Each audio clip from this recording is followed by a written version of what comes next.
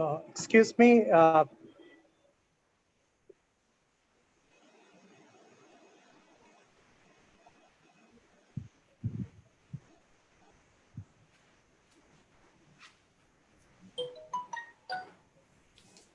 Maybe Justice Banerjee is joining later.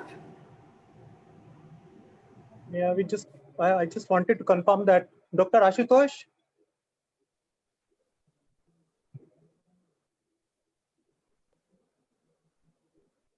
Dr. Ashutosh.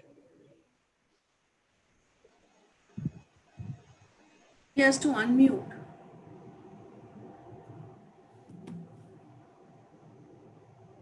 MacBook. Dr. Ashutosh. Yes, sir. Yes, sir. Yeah, There please is some find out. problem. Yeah, please find out from OST. Sir, there is some problem in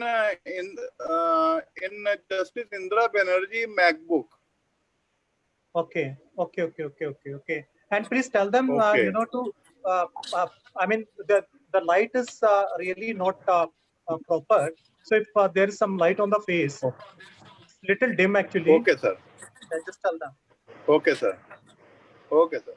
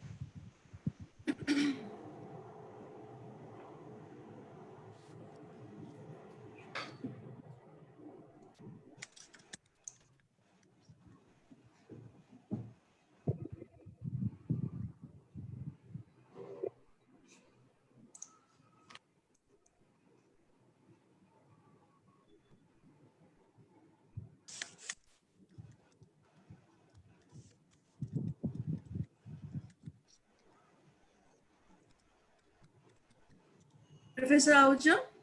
Yeah. What is the latest? Is ma'am joining? Yeah, there is some issue with her MacBook actually. Can we start so she can join? That doesn't look nice, but then Dr. Ashutosh. Dr. Ashutosh.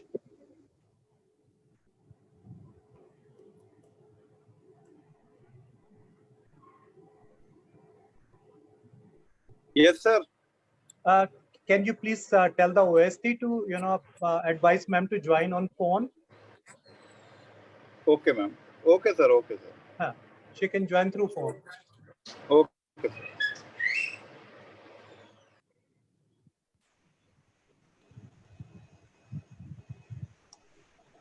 I think they are trying to set up the iPad. I can see 3 screens now.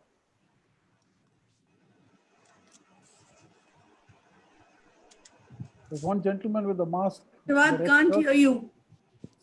No, there are 3 screens now for Justice Indira Banerjee. I think one is they are trying on the iPad. So I think they may have to switch off 1 or 2 screens. कर दिया आ गया आवाज आ रही है मेरी आवाज आ रही है perfect yes it is audible अब ठीक है मैं मैम को एक्सेस दे रहा हूँ ठीक है You can just check the background if possible.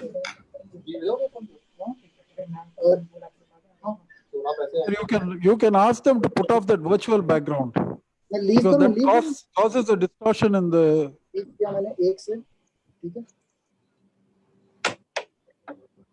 Virtual background वो कर दूंगा अभी दिख जाएगी मैं लीव कर रहा हूँ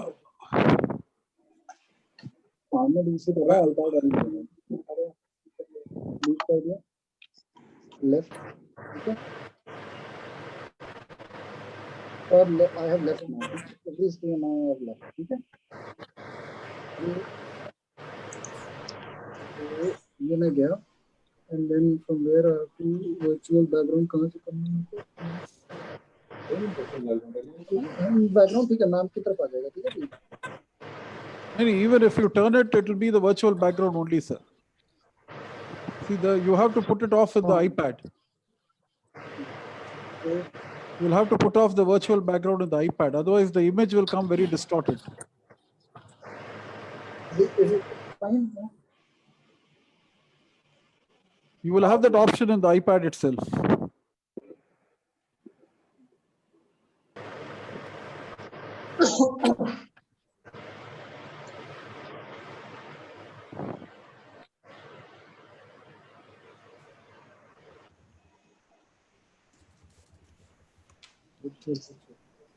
Yes.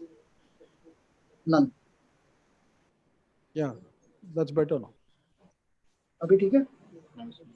ठीक है तो none में करेंगे ना?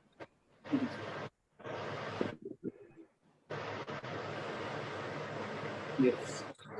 हमारा तो कल काफी तो ना वहाँ पे रख के और वो चेयर को सेलेक्ट कर देख लेते हैं कि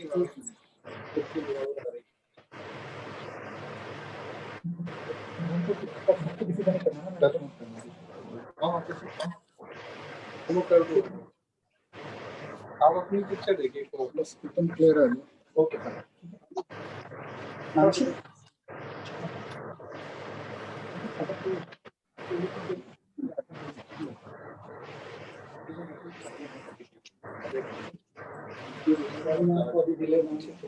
No, that's okay.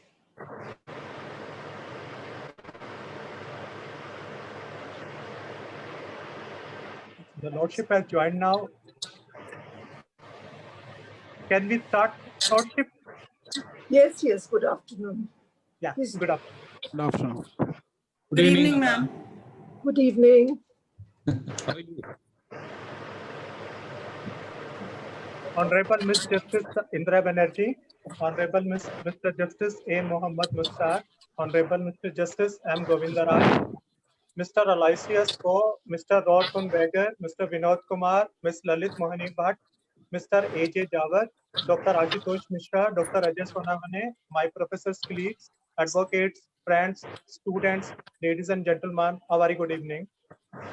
Mediation is an age-old method of resolving disputes. Examples of mediation can be found in Indian epics, Ramayana and Mahabharata. Many wars have been averted through mediation between the two countries. In spite of being a powerful method of resolving disputes, mediation could not get recognition until recently at institutional level.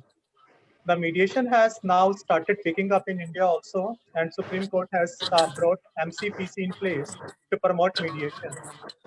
The pandemic COVID-19 has forced us to change our functioning from physical to virtual, and mediation is not an exception to that. And our today's program is on the same theme.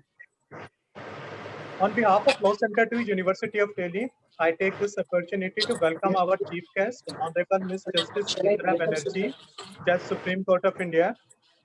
Justice Banerjee did her schooling and graduation from Calcutta. She did her LLB from Calcutta University College of Law. Justice Banerjee was enrolled as an advocate in 1985 and practiced both in the original and appellate sides of the Calcutta High Court in all branches of law except criminal law, with appearances in the Supreme Court and other courts and tribunals. Justice Banerjee was elevated as a permanent judge of Calcutta High Court on 5th of February 2002. Justice Banerjee was chairperson of the Calcutta High Court Services Committee for almost 4 years. Justice Banerjee officiated as Executive Chairperson of West Bengal State Legal Services Authority for almost a year.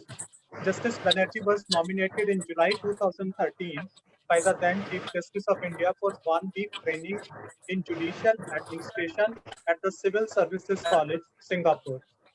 Justice Banerjee was appointed as Judge of the Delhi High Court on 8th of August 2016. She was also holding the position of Chairperson of Delhi State Legal Services Authority.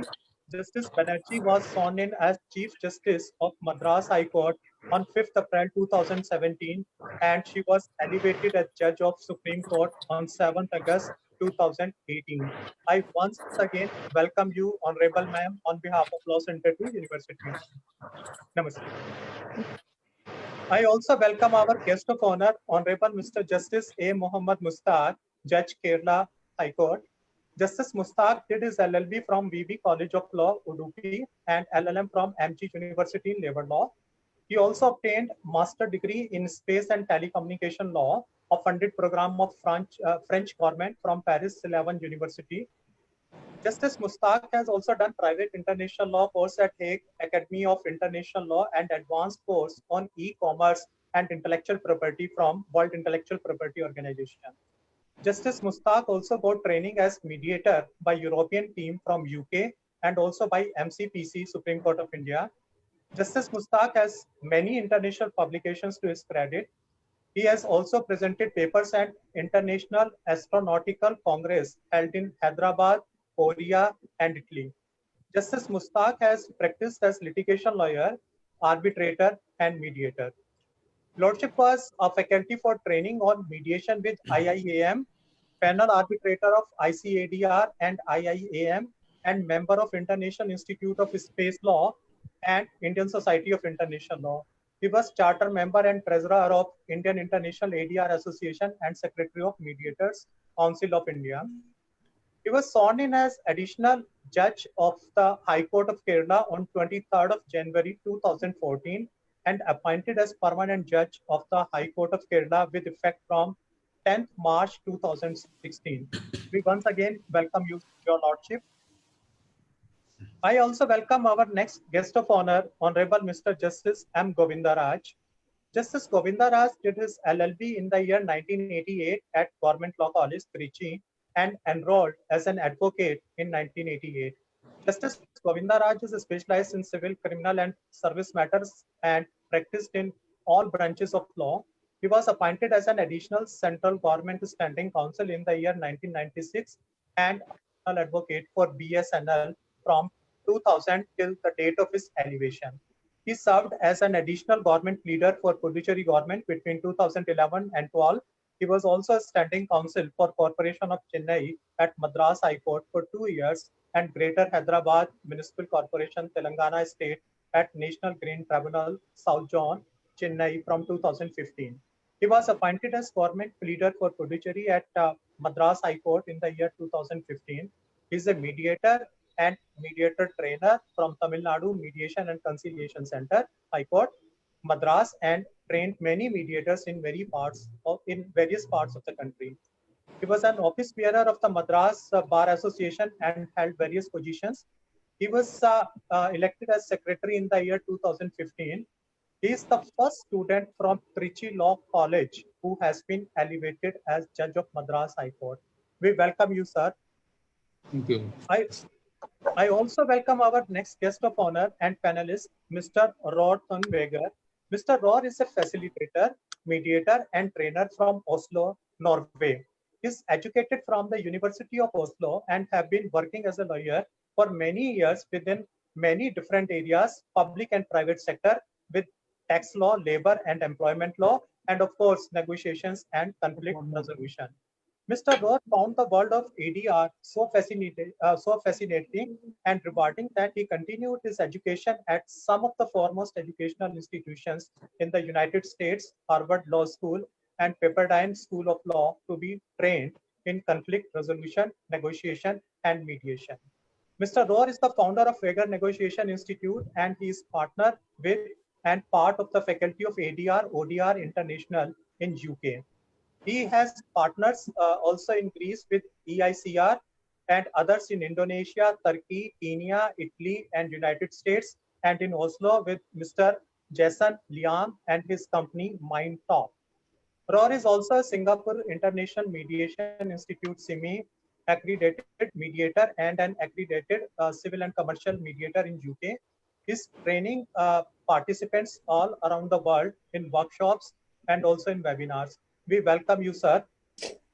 Thank you. I also welcome our next guest of honor and panelist, Mr. Aloysius Go, who is the CEO of SAGE and specializes in complex cross-border cases. His mediation clients include companies listed in BSE, NYSE, SGX, SSC, and HSI, as well as charities, NGOs, and public sector entities.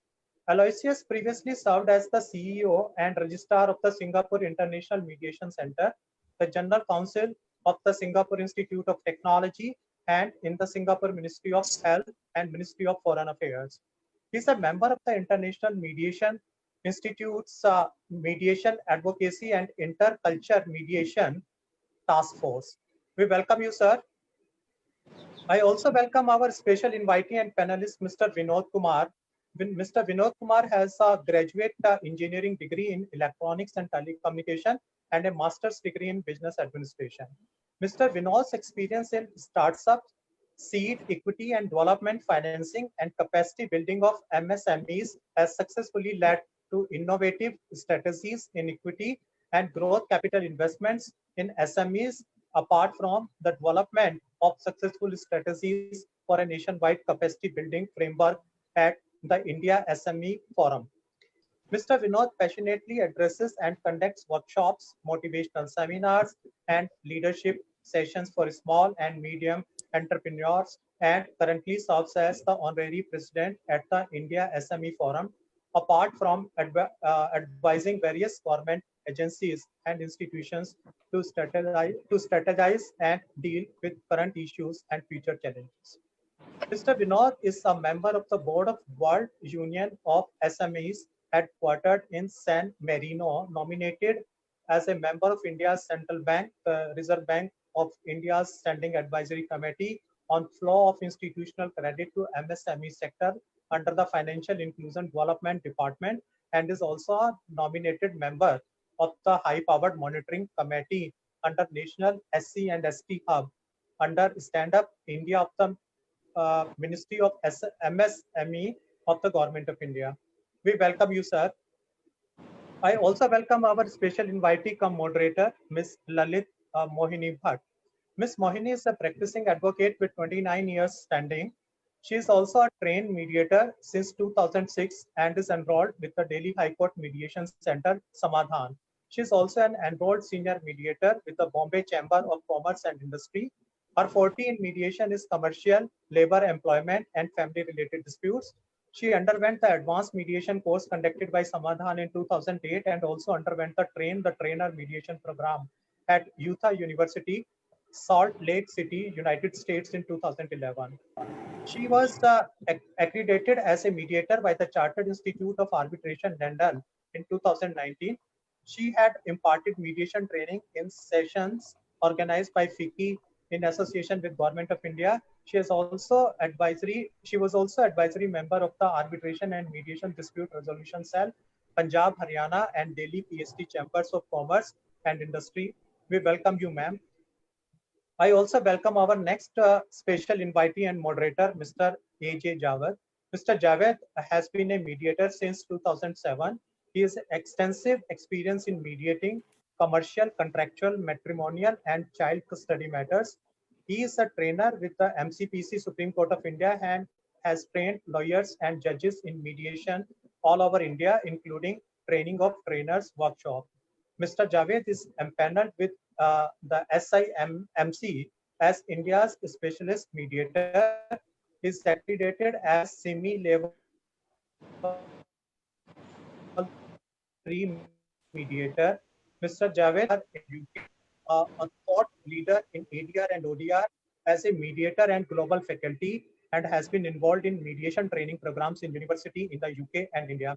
We once again welcome you, sir. I also welcome all my colleagues from Delhi University and outside, all advocates, students, and others who have joined us in this international webinar. Thank you very much. Now over to the moderators. Thank you, Professor Ahuja. I welcome everyone on this webinar. Before we start, I must ask, there is certain, I would like to say that we will be asking about 10 questions, two questions with for each participant. So I would request each speaker to observe a limit of about 7 to 8 minutes for their answers. Viewers can put their questions on the chat box. The same will be collated by Professor Sonavane, and at the end of the session, we will the viewers' questions will be answered by the participants. So my first question is to Justice Mushtaq. Sir, given the fact that the pre-litigation mediation is still a distant dream, and given the lack of access to technology for a substantial percentage of the population of India, how do you see the prospects of online mediation taking off in India in the post-COVID era, and what are the challenges? Kindly, Justice Mushtaq. Thank you, Mohini. Good evening, Sister Indira Banerjee, Mr. Brother Govindaraj, and other panelists. Perhaps I would like to answer this question rather on macroscopic level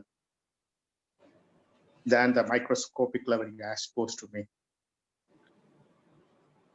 Am I audible to all? Yes. The post-COVID or pre-COVID may not have much distinction answering this question. Maybe we just go back to the history to answer this question, especially the countries which follow the common law. In a common law system, it's originated. The law follows the people, not the people follow the law. This is how the judges contributed to the growth of common law. The next phase of our growth is a right-based approach of the society after the period of Renaissance. As we are all aware, the period of Renaissance was challenged to the theocratic society, theocratic government, political government. That followed the period of intelligentsia, where the many philosophical exposition of the principles related to the life, rights, liberties came into existence. If you look at the philosophy of John Locke, the true treatise of government is demolishing the idea of theocratics. In its place, it projects a humanist approach, a naturalist approach, a right-based society, discarding all theocratic concepts. This is how we learn to know about liberty, equality, all these principles. It's more of a naturalist, ideal society that's intended to be right. All philosophers, Kant, Rousseau, Mill, all tried to express this at a different level. So it was the creation of a right-based society. Now we borrowed as a principles in our constitution, some of the principles of liberties, equalities, those rights. So we created a society based on this right-based approach. Now when we try to emulate what is there in adversarial litigation, we may not see any much prospect of sort mediation in India, much less online mediation.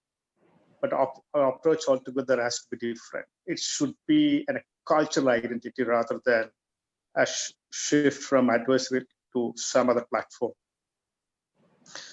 We have been given an opportunity on the onset of liberalization, where I created a market economy where projection is on building relationship. This is how our Arbitration Conciliation Act was amended to build a new culture for the dispute resolution. It's all focused on market interest. It is all focused on creating a relationship who are engaged in the business. This is how institutional model law rolled in different countries, and countries have adopted it. By default, we have a system in mediation. But in fact, that system exist in our culture and tradition, as pointed out in Mr. Ahuja in his welcome speech. Perhaps we have to project this it is a cultural issue rather than any other issue. This should be the mainstream of dispute resolution rather than we're looking at it as an alternative dispute resolution. Today, the mediation is rested on the edifice of the court public institutions. Still is working on many of is a part of the court annex mediation. Of course, I'm not oblivious to the private mediation taking place, but it has not been accepted as a mainstream dispute resolution. So still we are moving on the right-based society where we are not focusing on relationship. So first of all, we have to shift ourselves and focus as a cultural issue from right-based society to create a society based on relationship. In fact, if you look at our Upanishad text, which speaks about Vasudhaiva Kudumba, that means world of the family. Even Semitic religion speaks about it in posterity. Even Holy Quran and Bible speaks about we are all posterity of the Adam and Eve. That means we start thinking ourselves a shift. That's we instead of hide, because right-based society always create the self-interest in the projection rather than interest of the larger. So we start identify ourselves a cultural shift to call ourselves a we rather than projecting high the self-interest. Once we shift from that focus right-based society to a society where we belong, then there will be a shift. That's why you can see the traditional society, in Indian society, you see that different guild, the different forms of dispute resolution exist, where you can find the traders had a system for a dispute resolution. They followed mediation. Whatever the culture they belonged to, they had a system in place because they never considered a right-based society, but they considered that we belong to the world. So we belong to that society. Therefore, we need to evolve a cultural concept in India that this has to be platformed on a sense of creating a new relationship. Once that platform is created, the mediation can take off from that platform. As I said, still we are working on the platform of code-based system where the mindset of people have not changed. So first thing, I have to change the mindset of the people. Identify them as a cultural issue rather than any other issue. That's my first take on your question. The second question is in answering to this point, the technology, how can the technology shape this? That's what I said, the technology can be only aid the process. Technology itself cannot create a platform for dispute resolution. In the process of technology, of course, it is possible for even mediation to take place.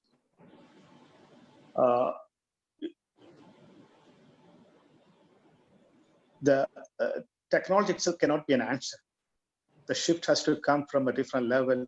People ask to imbibe as a value, and unless they imbibe as a value, the mediation's prospect of the mediation in India may be deep. I hope I made my answer clear to you. Mohini, you have anything to that? Yeah, thank you, Justice Mushtaq. You have highlighted the need for a broader cultural shift towards mediation from adversarial methods. Thank you for your insight. Over to you, Jawad. Yeah, thank you. I think Justice Mushtaq gave a very, very lovely explanation of how we should transform from a right-based society and focus more on the cultural aspect of building relationships. And that is where mediation as a dispute resolution method will play a significant role. My question to Aloysius. Aloysius has got a considerable amount of experience as a CEO of SIMC, one of the premier organizations in the world which offers mediation services. As we all know, Singapore International Arbitration Center has made an incredible mark in the field of arbitration, and SIMC is also similarly placed. So my question to you, Aloysius, is now you have started your own organization, SAGE. How and what is the response to online mediations in Singapore and other countries? Because Singapore is comparatively a developed country. So what is the response to online mediations in Singapore and in other countries? And since you are well acquainted with the Indian mediation scene, I having been one of the beneficiaries of your training program, which was conducted in Bangalore, what are the challenges that you see in the Indian context? Thank you, Jawad, for your question. Firstly, good evening to everyone, Your Lordship, Justice Mustaq. Thank you for having me here. So let's take the questions in part. And the first question is, what is the take-up so far for online mediation? The reality is that even in Singapore, it's been lukewarm. I think the reality, we are only just beginning to uncover the potential of online mediation. It has been around even before the disruptions, and to be fair, the disruptions, it might have felt like a long time because of the lockdown that is really global, but we still need a bit of time. The good news, though, is that people are taking up very, very quickly. I don't think there is a choice. So this is not a question of should we take it up? Should we use online mediation? I think jurisdictions have been very, very quick to awaken to the reality that economies are greatly disrupted. A lot of contracts have been voided. We need to figure out all the force majeure clauses, and we need to renegotiate all these contracts. If we don't provide a platform for online mediation, all this will end up in litigation or arbitration. And unfortunately, the court processes worldwide and arbitration processes are not as flexible as mediation processes. When you want to move court processes online and arbitration processes online, there are a lot of cybersecurity issues. Not that they don't exist for mediation, but when you want to file documents and you have all the conversations, it is tough. And court procedural rules and arbitration procedural rules are a lot more complex to port over compared to mediation rules. So to prevent this backlog from occurring, I think governments, courts, lawyers, law societies, and businesses have recognized that we need a process that is fast, that is pragmatic, and that gives us solutions which, if I build on Justice Mustaq's earlier speech, that build relationship. And online mediation is it. We will be moving quite rapidly out of necessity, even if the current juncture, the take-up is still slow worldwide. To take your second question, which is of course tricky. Jawad, and I know you're doing this purposely to trick me. So India is an amazing country. You know, and there is no way that I can say one observation about India which 10 other people will disagree with me, and while 10 will agree with me, because it's just so diverse. Which when I thought about it, is exactly that. You know, one mark of India, which is double-edged, is its unpredictability. And I think that is the struggle for mediators. But I am beginning to see that this is changing in favor of India mediators. Particularly, if I give you an example, I was greatly heartened that India was among the first to sign the Mediation Convention. And you probably know better than me that we never expected. I mean, I was the CEO of the SIMC, and we were tracking how many jurisdictions have committed to signing it. India came in really on the eve, and we were elated because India. I'm so close to all of you in India, but we never expected it because there was elections, and we thought that you guys would want stability, but everyone saw sense, and India moved so quickly to commit to signing the convention. Let that optimism not take away the fact that the unpredictability of India is a big challenge. I have been in and out of India about 6 times a year for the last 3 to 4 years in various cities. I have met with mediators, law students, judges. Many of you are so supportive of mediation, and I know and I hear the frustrations because the decision making is flip-flopping, and then we never know whether we're moving forwards or backwards. But the truth, however, that I am looking at from an outsider is that there are many of you who are making a very big difference, a bigger difference than you recognize and give yourselves credit for. And it's an example of a big difference will be for me, the establishment of SAGE, because I strongly believe that the next push for mediation has to come from Asia, has to come from India, and I have that confidence because of all that I've seen you guys doing. So there are challenges, but don't be defeated by them. Is my comment. Thank you, Jawad. Thank you, Aloysius. Thank you for the hope that you have given us, and for the optimism that you have expressed. I do share your optimism, and I hope we really mainstream mediation as Justice Mushtaq suggested. Over to you. Thank you, Mr. Aloysius Go. It is true that people have been very quick to adapt. You have made a very important point on the need to renegotiate agreements of all kinds to prevent a rise in the litigations. Thank you very much. My next question is to Justice Govindaraj. Sir, how do you introduce online mediation to a common man?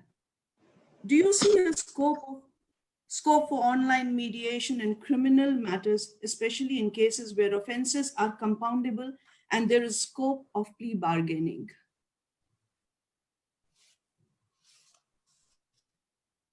So Justice Govindaraj.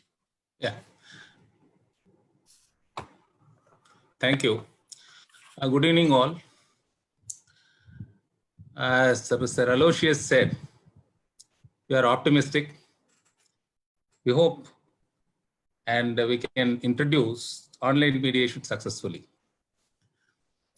These questions that online, how do you introduce online mediation? And whether you can do mediation in criminal matters, especially that cases compoundable, and then the scope of plea bargaining. I'll combine all into one, and I'll answer all the questions because they are all intertwined. First of all, that how to introduce the online mediation to a common man. In today's parlance, a common man, which you mean is not so well equipped or not fully equipped. So equipment, how to equip yourself for online mediation. Basic infrastructure has to be there. And today's world, everybody has a smartphone in their hands. And basically you need a computer with camera or an iPad with camera or a smartphone so that you can have online access to this. But in a country like India, where the population is whooping 130 crores, we have only one Supreme Court and 25 high courts, and around 3,000 courts, subordinate courts for 672 districts.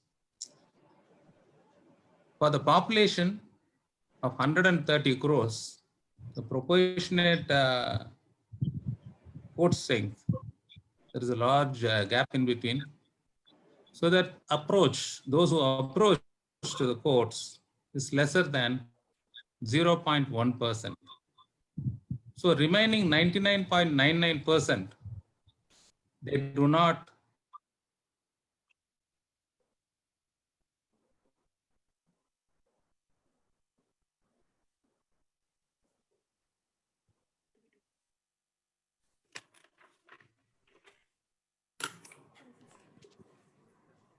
I think we have.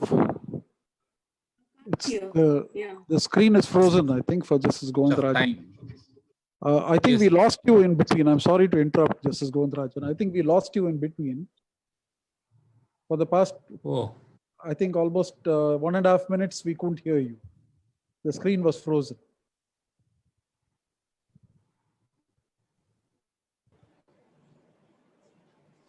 This is the case of 89%. Am I visible now? Yes, now am I you visible? Am yes, I audible? Yes. Yeah, you are audible now. You're audible. Thank you. Am I audible? Yes. Yes, Yes, I think you're there's some audible. slight disturbance in the network.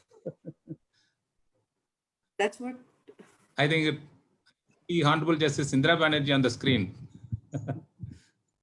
I said Govindraj is audible and visible. Now am I visible? Yes, sir. You are audible and visible. Well, I'll start from the beginning. So in India, the population is 130 crores. We have 25 high courts and around about 3,000 subordinate courts. For the population of 130 crores, that the proportionate court strength is very low, and there is a big gap in between. Actually, that 0.1%, less than 0.1% of people, they are approaching the courts. Remaining 99.9%, they do not approach the courts. The reason behind this, it is time consuming, expensive, and people are afraid of coming to courts for various reasons. For example, majority of the cases are criminal cases. People who are afraid of this mighty and powerful, who are criminals and afraid of they being physically assaulted, disgraced, or intimidated, that not intimidation not only to them, it is also their families. They don't come forward to file cases in courts. If you keenly watch, all the cases, even with criminal or civil or even corporate cases also, starts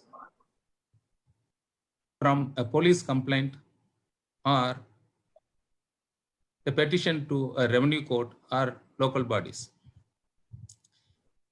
Be it 498A or 420 or any matrimonial matter or civil dispute, border dispute, boundary disputes, all is initiated at grassroots level, that is from a police station. Or if you say that proof of possession, we call it a patta, chitta, adangal and other thing, a birth certificate, death certificate, marriage certificate, income certificate. and solvency certificate, life certificate, and so many things. You get it from a taluk office, or for their the redressing the grievances, you go to revenue court. So from the revenue court or the local body, at a grassroots level, if you introduce this online system, because government has introduced now to get birth certificate, encumbrance certificate, and other status online. So you can get all these certificate online. And if you make out a program to start this online process, then we can introduce it, because enforcement from a police station and revenue court, and if we have the support of the government as well as the officials there, we can easily enlighten the people to approach these issues online. For example, I'll tell you that 498A cases where a wife goes and gives a complaint for dowry harassment. Normally, husband is afraid of going inside because he'll face all ignominies and disgrace, because he'll be undergoing some harassment. And it is a starting point of breaking down or irretrievable breakdown in the marital life of these couples. So in that case, if an online inquiry or online mediation is initiated at that stage, it will be more useful. So we can enforce, we can introduce this online system there. Apart from that, we can simply say that we have legal services authority, mediation centers, and other committees to introduce, enlighten the people, make a legal awareness of mediation and online mediation, everything. But I think it is a long-term process. Simultaneously, we can do it. We can educate people of online process, online mediation. But doing it at the grassroots level, starting from a revenue court or from a police station, will be very good. As Mr. Jawaz said, it's a cultural shift. You are shifting from, because of the COVID, we have shifted to virtual courts. And like that, we can ask the police authorities where they cannot find out this others accused or so, that we can initiate this online proceedings, online process. So that will be helpful, and people will be encouraged to come because they'll feel confident, because in their space, if they go to some police station or go out where they face or threatened of their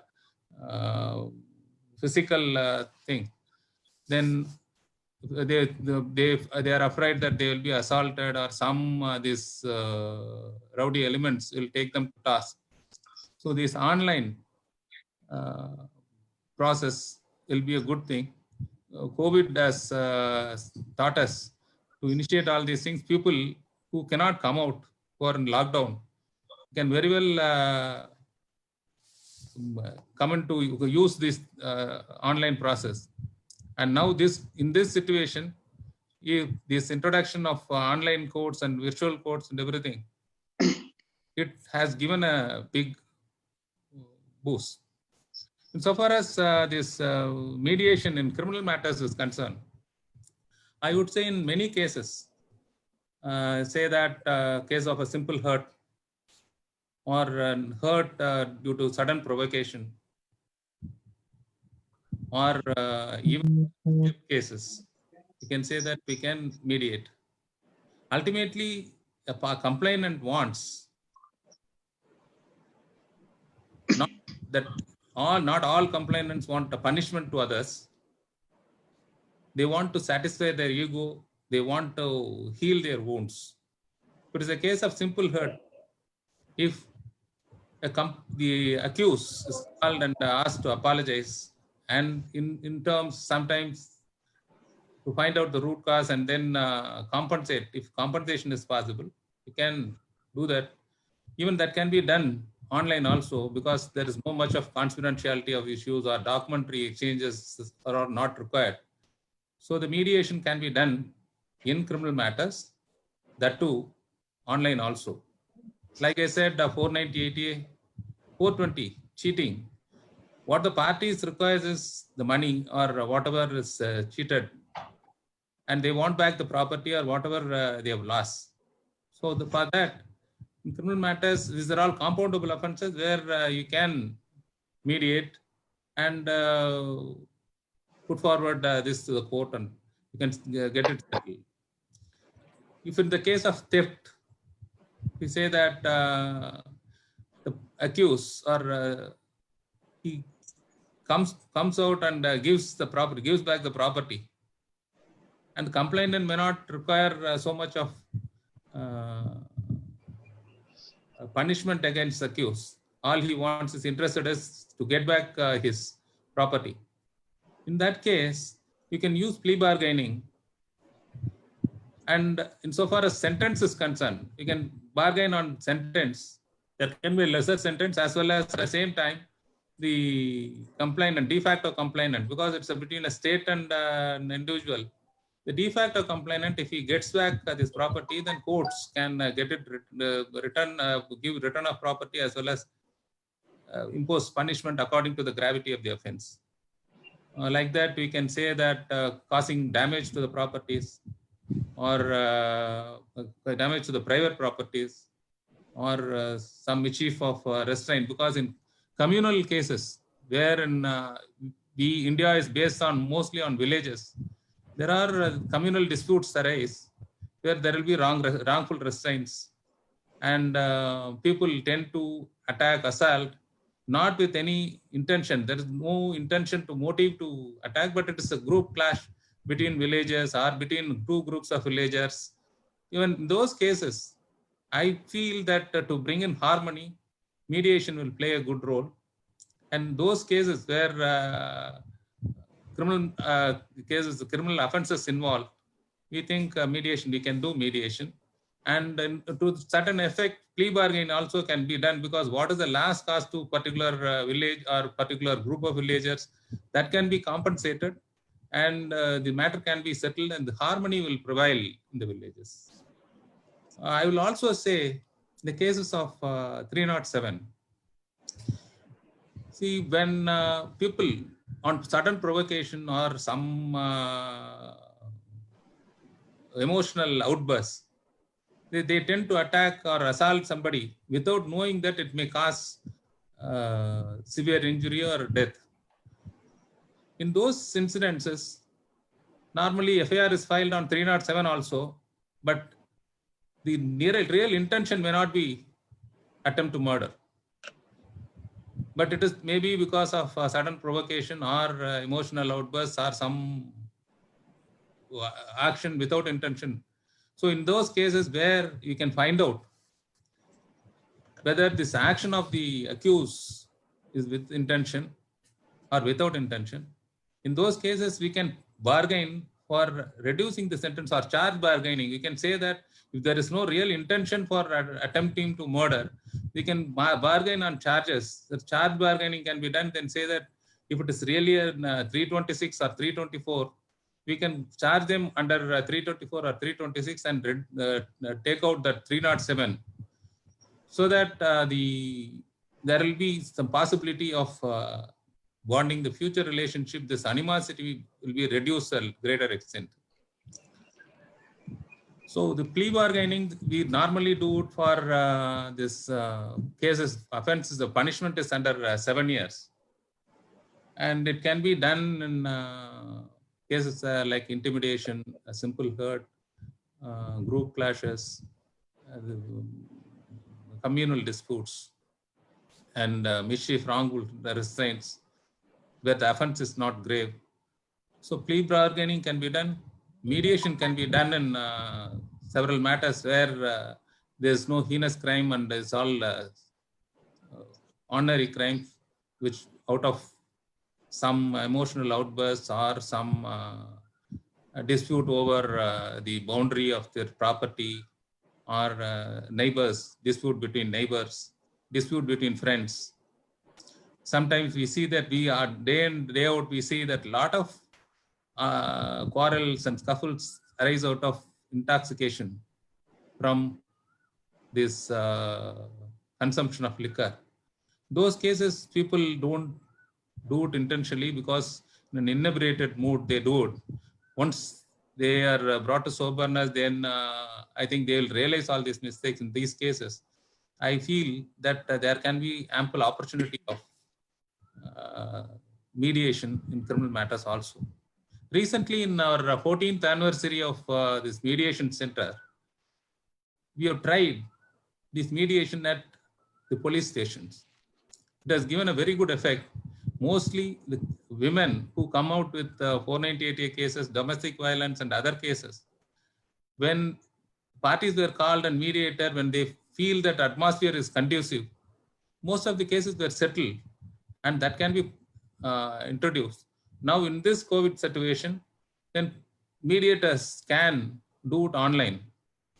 For the purpose of online, I said that we need the infrastructure. I should tell you that advantage, people will understand if advantages are given. One, in criminal matters, they feel secure. Their safety is assured. They can do it from their house or from their place.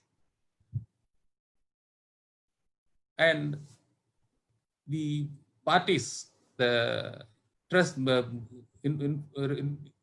repose trust in their lawyers. So the lawyers, with their cooperation, we can take it off to a great level. Because India, we have a lot of rural areas where we are based on, basically we are all agricultural profession is by agriculture. So when it is agriculture industry, that in rural areas, normally what we have is the access to network coverage is normally very feeble. I say that in a rural place, in a villager or somebody, a common man, as you said, it's a common man, may not have those equipments. In legal services, the authority, or we'll say that from the part of the judiciary, we have to set up centers which gives free access to communication and give more information.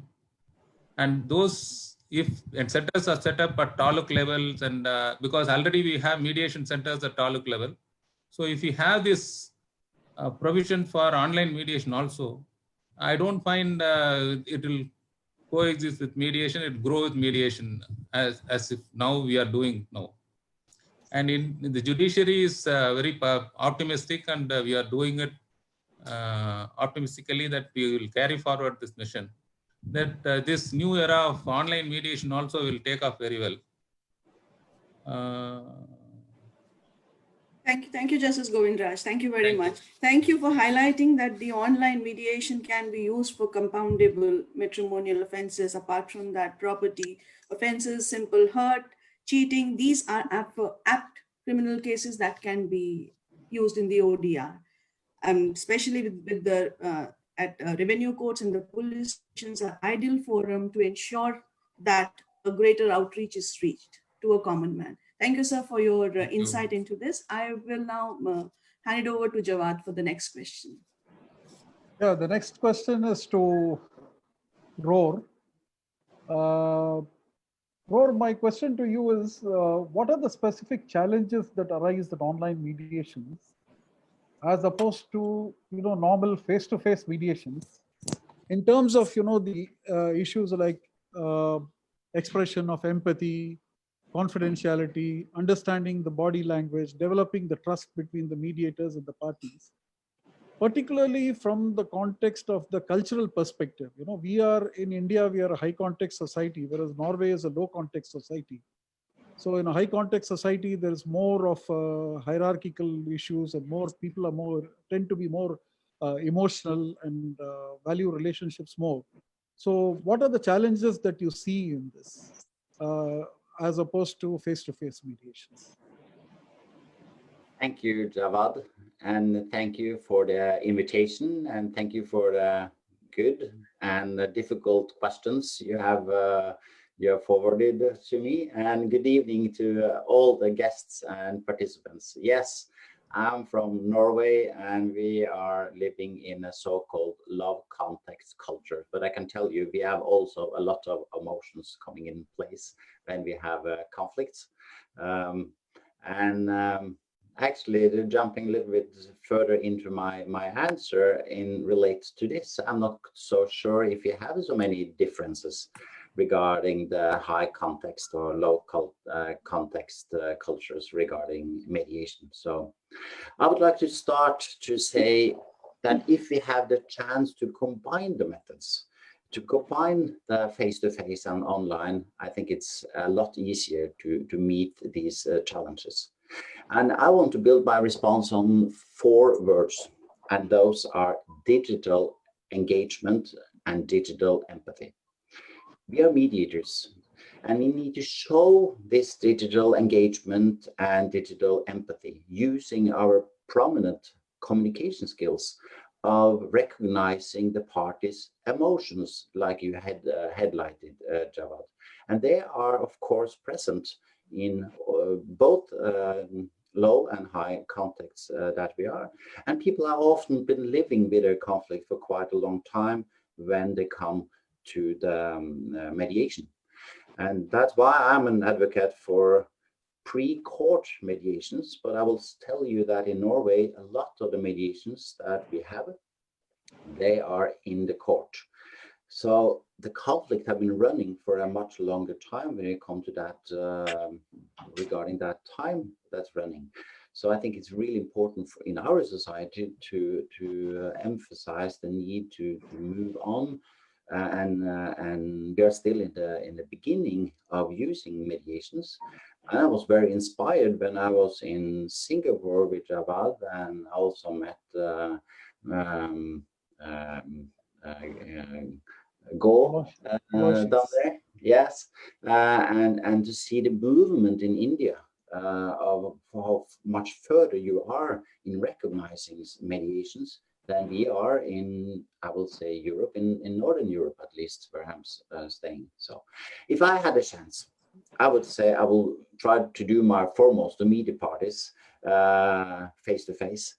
Maybe just once. It is much easier to help the parties' ability to trust me, to trust the process, and hopefully even also trust each other after that, and over an online platform. So I used to say, you know, trust is the bridge that connects us to others, and use the pre-mediation time to try to focus on building that trust. And I would like to say extend that pre-mediation part quite a lot, because many don't know anything about mediation when they meet us. You can have an incredible talent and extraordinary credentials, the best titles, etc., and even say all the right things. But if the parties do not trust us, they won't follow you in the process of any mediation, online or face-to-face. So if the online session has no real-world background, it varies significantly. A thought I have is that the more the parties view the mediation as commercial, the easier it is to gain this trust, to gain this true cooperation and the basic trust. And the more personal the case is, and maybe the judge just talked about family cases and those things, maybe the harder it is. So therefore, mediators need to emphasize to a much larger extent the process on the mediation to start to create that fundamental trust, maybe I will say in the pre-mediation stage, by showing understanding, the listening to their concerns, to help with the information, that also practical information, to practice their empathy related to all those elements, and by that way create that trust that we are asking for, Javad. The trust triangle consists of 3 elements: the logic, our authenticity, and the empathy. And we cannot expect the parties to know anything about mediation, or as some say, meditation. You know, it's a word that for somebody is quite unusual.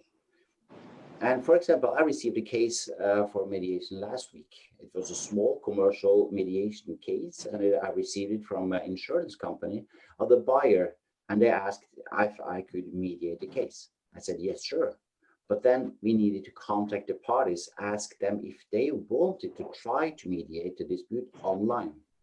And the response from the seller was, do what? He was quite, he didn't know anything on mediation at all. And then I had to, go into the element of online and face-to-face and what is mediation. We had to go through all the basic elements. And that is the pre-mediation stage that I talked about. So even at this introduction stage to using mediation, we need to start building that trust by educating the parties. Many do not know anything. And in these cases, it is not a use of representatives either to help inform the parties. So that will be our job as mediators in the pre-mediation stage. So I want to, in relation to maybe commercial cases and workplace disputes, to use more time to be spent in the pre-mediation stage to establish this trust and report. Some of that is about comfort with the virtual process, the platform we're going to use, help them address the power imbalances, etc. Also provide them the context where the mediators show understanding of the fact that people need to be comfortable just sitting online like this, looking at the camera and not able to, actually touch the people on the other side.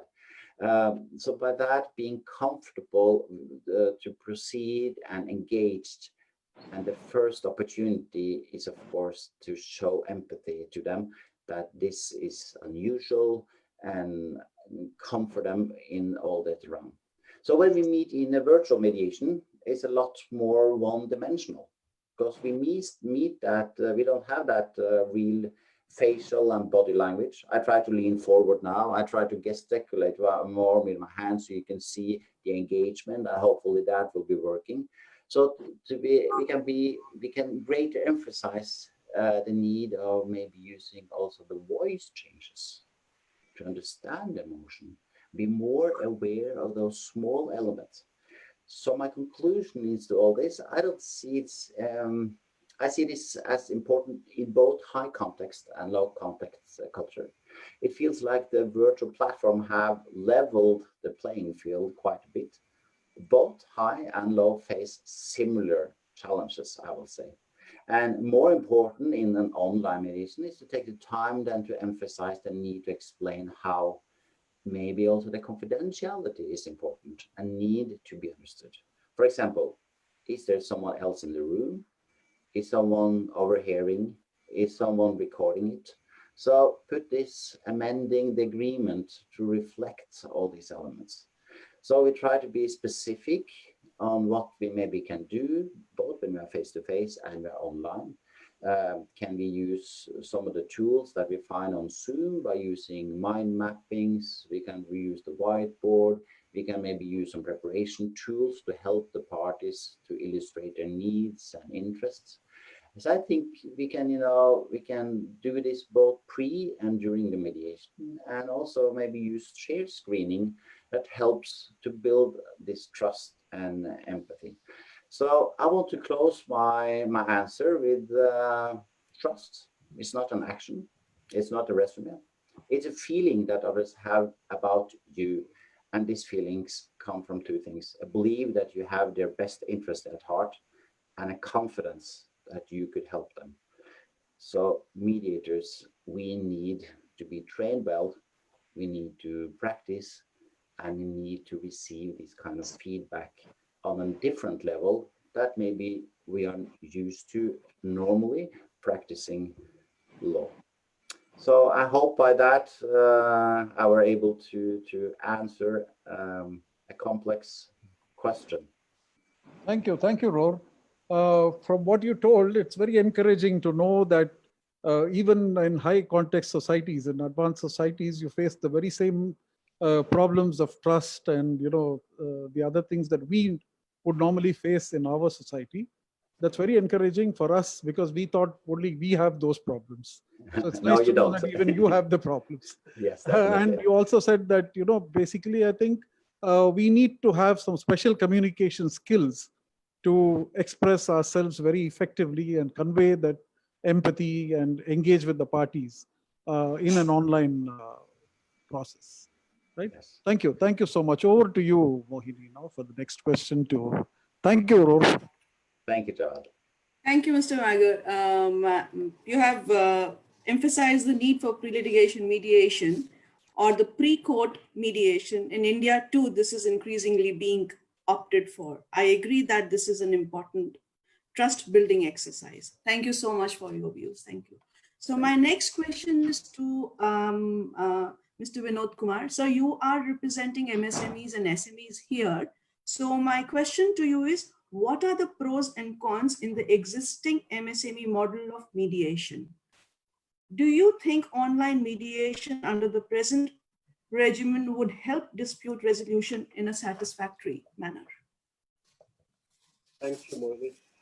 And good evening to Honorable Lordships, Justice Banerjee, Justice Mushtaq, Justice Govindraj. And thanks to Dr. Ahuja and Dr. Ashutosh for setting this up. It was a great topic and I couldn't resist not attending this one. I completely agree with His Lordship Justice Govindraj when he says that, we have far too many people, less courts, less judges for judicious dispensation of justice.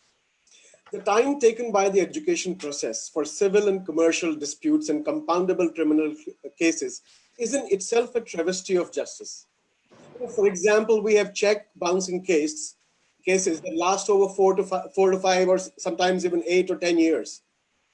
We had this Section 4 of the Industrial Disputes Act 1947, which set up the procedure for conciliation proceedings to mediate and promote settlement of industrial disputes. But if you look at it today, how many disputes and matters are continuing to be filed and how many of them are pending for over 10, 15, 20 years? We also have the Section 442 of the Companies Act 2013. If you look at the mediation and conciliation rules 2016, which also refers to mediation by the National Company Law Tribunal and Appellate Tribunal. On the other hand, you have the Real Estate Regulation and Development Act 2016, when Section 32G provides for amicable conciliation of disputes between promoters and LOTs. Now you have consumer forums which have picked it up. There are no promoter associations which have picked up those issues and educated there. As far as micro, small and medium enterprises go, we have the Micro, Small and Medium Enterprises Development Act 2006, which mandates that wherever there are disputes around payments to MSMEs, we should have micro and small enterprise facilitation councils, which should be set up in all states. So we have close to 50 odd councils across the country. But let me share some numbers here. Some crazy numbers. 43,575 cases involving 12,332 crores are filed, out of which only 10%, that is 3,266 cases, have been resolved. And now these are involving an amount of the original amount less than 5% of that amount. Let me also share that of these cases, over 30,000 are pending from before 2016. Now, if we look at the pace in which issues have been resolved, it's a dismal state, even with all the other paraphernalia that we put in place. So a lot of work needs to be done. Now, if you contrast that, you asked me pros and cons. So I told you some of the issues earlier, but let me also share, the very nature of mediators, of the process of mediation is very practical and flexible. Many a time it can prove to be a speedier, more effective and economical than the normal educative process. So when we talk about online mediation, Ro just talked about the fact that we have to build trust and all of that today. But the first thing that comes about is that it allows parties to look at mutual interests and the rights of each other, and to come up with an amicable and innovative solution which can help you continue cordial relations between the parties, which is exactly what Justice Govindraj explained. And this is very important as far as MSME disputes are concerned. where most of the times, whenever I'm asking for payment as a micro, small, or medium enterprise, it is primarily a large company who has not paid me, or doesn't want to pay me, or have some excuse for not paying me. But I want to continue to work with them because I'm an ancillary. I cannot fight a protracted legal battle when compared to a large company. So it is a very, very obvious choice when it comes to micro, small, and medium enterprises. And especially, when we talk about the mediation, arbitration, mediation, both of them have been gaining a lot of popularity in India. And I can sincerely assure everybody here that after COVID-19, we've seen courts and honorable judges, taking courts and matters through video conferencing. So I'm sure some sort of a platform that can facilitate online mediation, which is automatic, wherein you go in and stepwise you put in your stuff there, and then you move to the next level. That is not an issue at all. I mean, I think it is going to be welcomed by each and every micro, small, and medium enterprise in India, because it would mean not wasting time or money in commuting and avoid completely, all the other issues that I have. So, when you look at pros and cons, the outlook seems very, very positive, and we need to address quite a few, cons or issues. Thank you. Thank you, Mr. Vinod Kumar, for your I tried to make it quick. insight. Yeah. Yes. So mutual interest. So that really is crucial in MSME's dispute. Online resolution, as you say, really makes sense here. Thank you so much for your insight into this. I will now hand it over to Jawad for the next. Thank you, Mohini. Thank you, Mr. Vinod, for giving that very positive outlook. I had a different question for Justice Mushtaq in the second round, but after listening to him and to the other speakers, I'm slightly tweaking the question to put it in this way, that Justice Mushtaq, you spoke about cultural, developing the culture of mediation.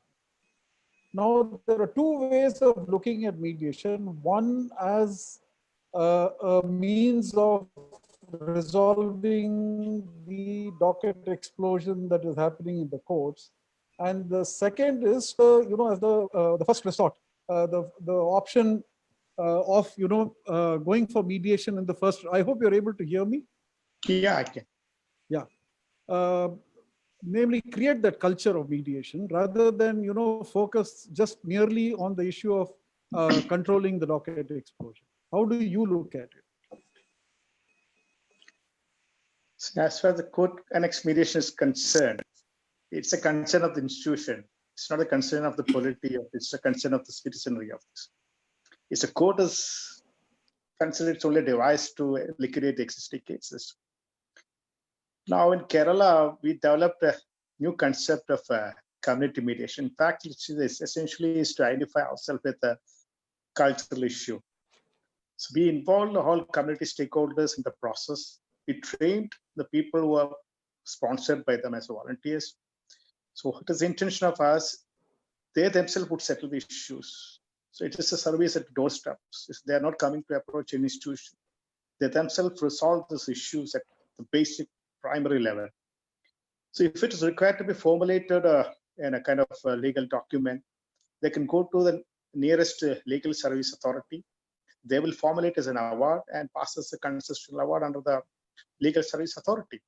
So this is where we address this issue as a cultural issue, because it's a people should realize this is where the dispute has to be resolved. They need not to go to any other level, go to the institution, because now the edifice is built that any only institution can provide a justice. But people now themselves aren't for resolving disputes at grassroots level. So that's where the shift I find. So thank you, Dr. Mushtaq. Next, I think it's over to you, Mohini. Yeah. My next question is to Mr. Aloysius Go. Can you hear me? Yes, loud and clear. Yeah. And now you're in the screen. Yeah, thank you. So the question is, ODR platform has been typically used for large volume e-commerce disputes. The value TM is fairly low, and the solutions are also standard. So is online mediation, in your opinion, is a viable for high-stake commercial mediation, since central to the philosophy of mediation is trust reposed on the mediator and the confidence generated in the parties? So what has been your experience and how in Singapore, and what is it the way forward here? How do we look at it? So thank you again for your question. Yeah. And actually, Raw has covered so much of what I can say. I will build on his answer. The truth is that I have been mediating online some of the complex cases, and Singapore just lifted our restrictions by a little bit. So I managed to do an in-person mediation just last week as well. But that in-person mediation, we spent most of it talking like this. And so it's a big question, you know. Is Zoom better than in person here? And everyone standing, you know, 1 to 2 meters apart from each other. We had to get a big room. I do think that online mediation can work for complex cases because we will adapt, and we must bear in mind that even if we hope that there will be a singular platform that can allow all that exchange, and I have seen something extremely promising in Abu Dhabi. They have an online platform that offers simultaneous translations for international cases. So I can be speaking in Chinese to you, but you will receive a translation, a simultaneous translation of what I'm saying. And of course, there's all the e-filing processes. So the technology is there, but online mediation is not just about Zoom. You know, it's like Raw said. When I knew that I was going to have to mediate for parties in this time, I spent a lot of time, nearly half a day, in pre-mediation with each side, checking in with them through WhatsApp, through emails, through video calls, and all that meant that when we had the actual mediation, there was that trust, there was that belief that I would always be acting in their best interest, and I had also started a certain momentum so that they had better feelings about each other than the usual in-person mediations where they had no previous contact or less pre-mediation. So what is the way forward? The way forward is such. I believe that the mediation process will change, necessarily change, to include a lot more technology. And mediators must be sensitive to this, as do users. I have been conducting mediation trainings online, and part of that learning that I've had to do is to include pre-mediation into the training, because pre-mediation is now indispensable as a part of the mediation process. So much is happening there before we bring everybody together online. And we want to encourage people to include this in their process. And again, absolute confidence that many problems, however complex, can be resolved, and that trust can be built for the reasons that Raw has mentioned. We will adapt, but we need to start learning. If we are sitting here waiting for COVID to pass and hoping that things will return to normal, it will not happen. To create a culture shift, which previous speakers have mentioned, that culture shift starts from educating ourselves, putting things into action, and participating actively in creating that culture shift. And you start today to do that learning. Thank you, Aloysius. You have highlighted the kind of changes in use of technology that are to be expected. This is really important. Thank you for your inputs. Over to you, Javad. Yeah, thank you. I think from what Aloysius and Rohr said, it brings to mind Abraham Lincoln's quote, where he says, if I have 10 hours to cut down a tree, I would spend the first 9 hours sharpening my axe. Coming to Justice Govindarajan, I think in your previous question, which you answered, you have laid a lot of emphasis on how online mediation platforms can provide access to justice for the common man. Now, in respect of the court-annexed mediations, because of the lockdowns and other things, virtually the mediations have come to a standstill. So my question to you, sir, is what is the scope for introducing online mediations and court-annexed mediation program, and what are the challenges that you foresee in that?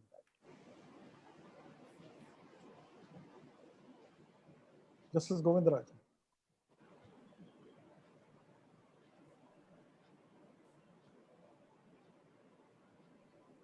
Hello?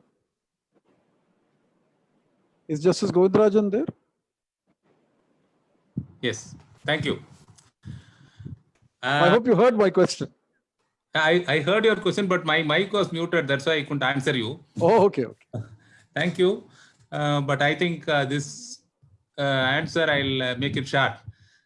I think real challenge is what we face is, one, during lockdown, when we are doing everything on through video conferencing, the mediation centers and this court-annexed mediations doesn't take place.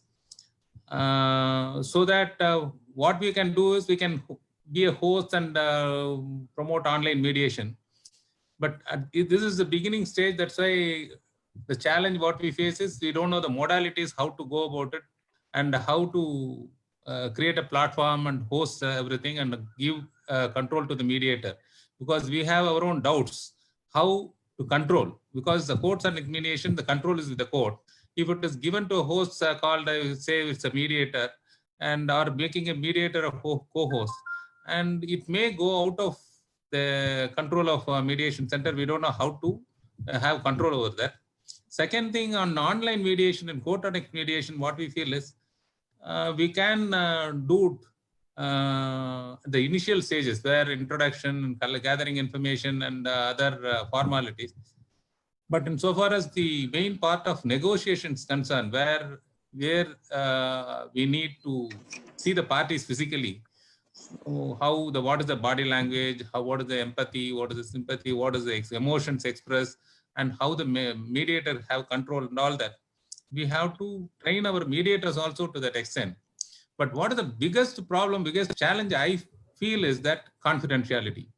Even though there are platforms where it provides absolute privacy, we have these these electronic equipments where it is recorded. We have a provision for recording this negotiations, and it may be misused in future also. So parties can, as well, it is used in a constructive way, there is no issues. But when it is recorded and it is used or misused or abused, then it will the confidentiality, the very object and essence of mediation process will be gone. So that is one challenge what we face, the confidentiality. Otherwise, we feel conducting mediation online, that it is scheduling, convenience, physical hardship, dislocation, all these things will be more advantageous, and people need not travel long distances. They need not worry about time. They can accommodate themselves before a system. But only challenge what I feel is, now we have seen when I initially started, there is my internet connection was unstable. So in rural areas, the connectivity is the biggest challenge, because network coverage, even in city and urban areas, it is unstable. When it is rural areas, its coverage is very poor, and there are no coverages. For example, you say the northeastern states or hilly areas, you won't get more coverage. That is biggest challenge, the other challenge we are facing. And this power outages. So if you are using a laptop or desktop computer and you need continuous power, and if the power drains, the battery drains from the computer or UPS is gone, then the continuity will be gone. The other problem is there may be 4 or 5 parties, say the 2 advocates and 2 parties. Then 2 parties, 2 advocates will be there and 1 party will be there, and 1 party is not having connections. You cannot wait sign time, because this very concept of saving time is taken off.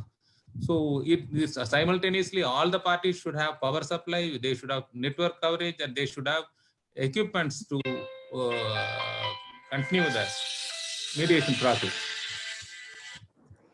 So I feel that these are the challenges. We have to work out our things, and we conceive an idea of having the initial part and the final concluding part, like gathering information and other initial parts, and then writing agreements, exchanging this settlement, and all these things can happen online from the courts. And only in respect of negotiation part, that we should have a physical presence of parties, so we can do it. This is how I don't want to elaborate much on that. We can think. I think I should not exceed time also. This is what we challenge: this confidentiality and then network coverage are the major problems I face in online mediation. Otherwise, it's very effective and conducive for scheduling this, avoiding physical hardships and travel, time, money, and all these disadvantages.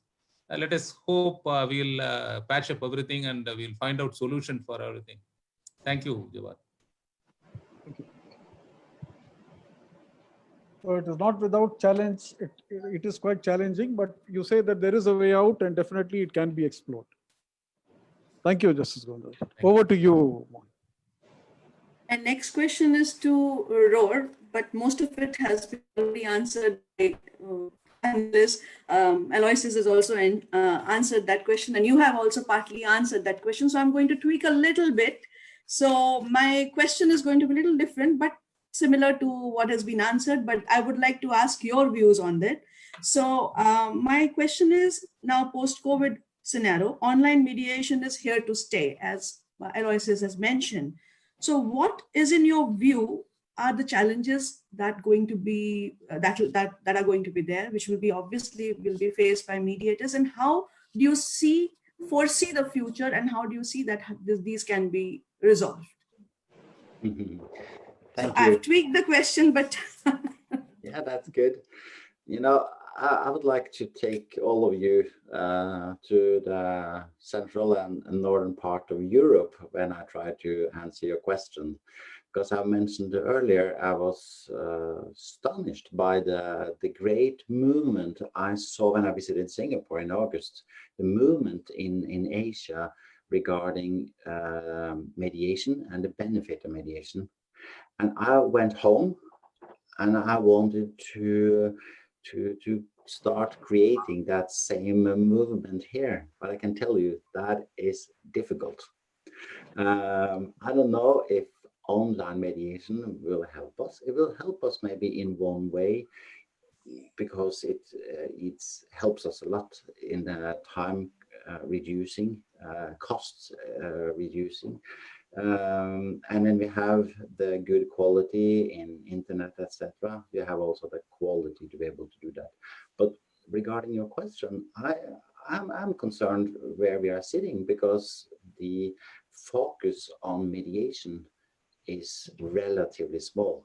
It's increasing. I'm not saying it's very slow, but it's increasing. But we are, I don't know, 20 years behind when I meet colleagues from UK, from Australia.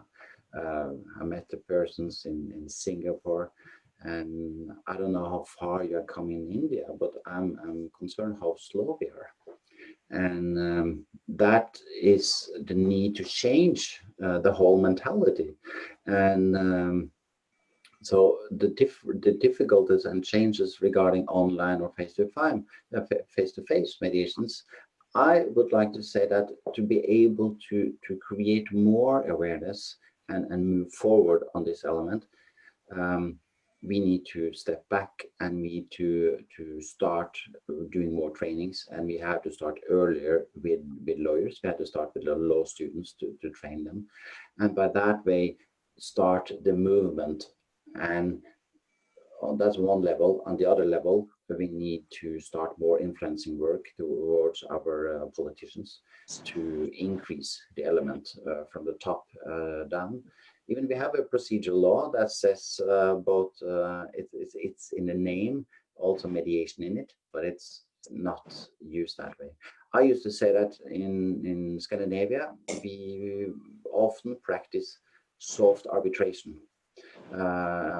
when we do mediation, and that's not what I'm trained in, and that's an exchange we need to go into. So I don't know if that answers your question, but relates to the elements that have also been covered by our others. I thought that was a necessary part to be able to explain to you that are from many different other cultures than what we have here in Northern Europe. Thank you very much, Mr. Rohr. The change mentality is the most important requirement. So that's what you have said. The idea of soft arbitration is interesting. Thank you very much. Over to you, Jawad. Thank you, Maggie. Thank you, Rohr. Mr. Vinod, the next question comes to you. The mentality that Rohr was mentioning about, to accept mediation as a dispute resolution, as a viable dispute resolution process. In the context of the fact that the MSME Act itself contains a provision for how I have understood as mandatory mediation before you can really invoke the other provisions. What have, in your experience, what have been the specific obstacles or challenges in implementing the provision of mediation? Thanks, Jawad. Well, there's an urgent need basically for a couple of things. One is the uniform statute, which is exclusively governing the mediation process in India.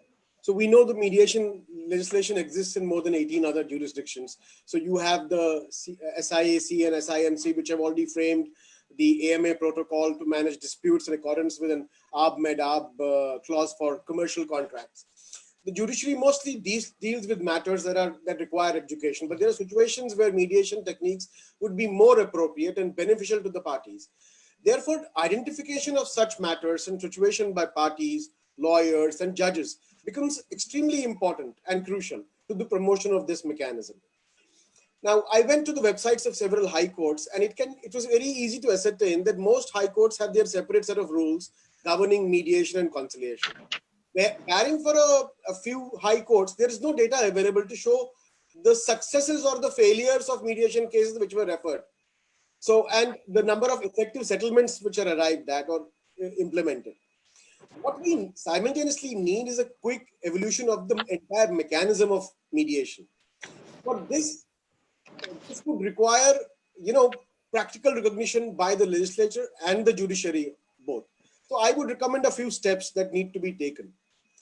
First is the regulatory framework for fostering confidence and ensuring that ethical practices are followed in the mediation process. The second is a legislative framework on its practice. As in many other countries, we've already now signed the United Nations Convention on International Settlement Agreements. Third is the online mediation platform, which very aptly Justice Govindraj mentioned.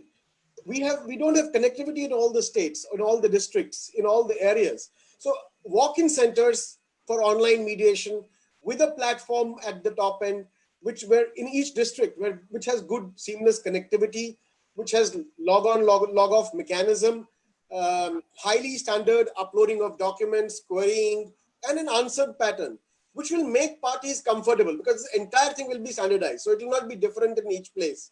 So even if I am an MSME and I'm based in Nagpur and I have to find somebody who is, who has given me work and I need to, go legally against him, I should be able to actually have the same framework throughout the country.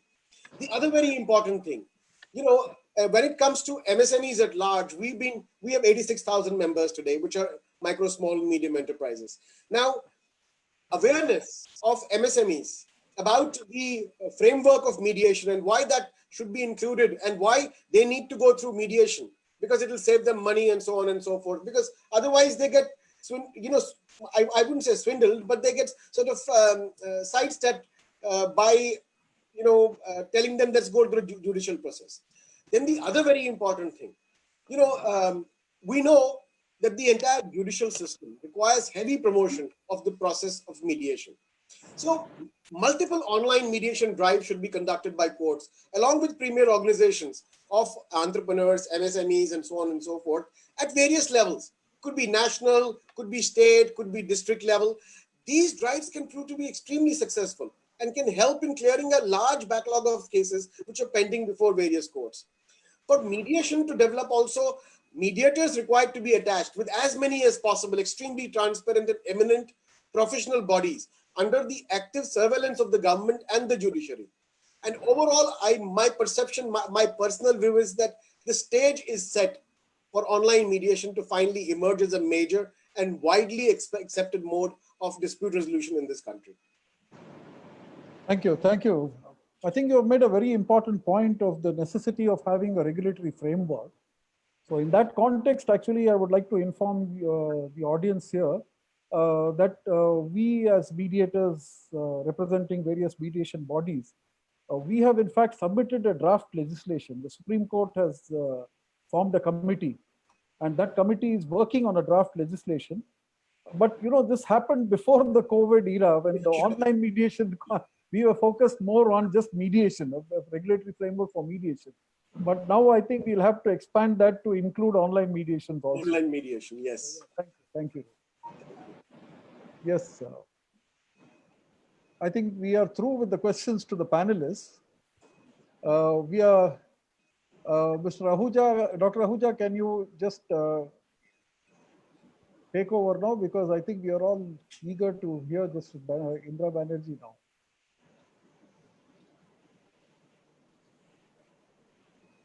Dr. Ahuja? Thank you, sir. Thank you very much. And thanks a lot to all the panelists and the guests of honor. It was really a wonderful session. And now it's the time to have the views of our chief guest, Honorable Justice Indira Banerjee.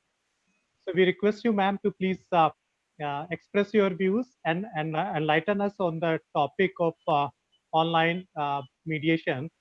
And that is something, which is of interest to all of us, because we are also facing the same problem. We are going for online examination and we are also facing the network issues or so.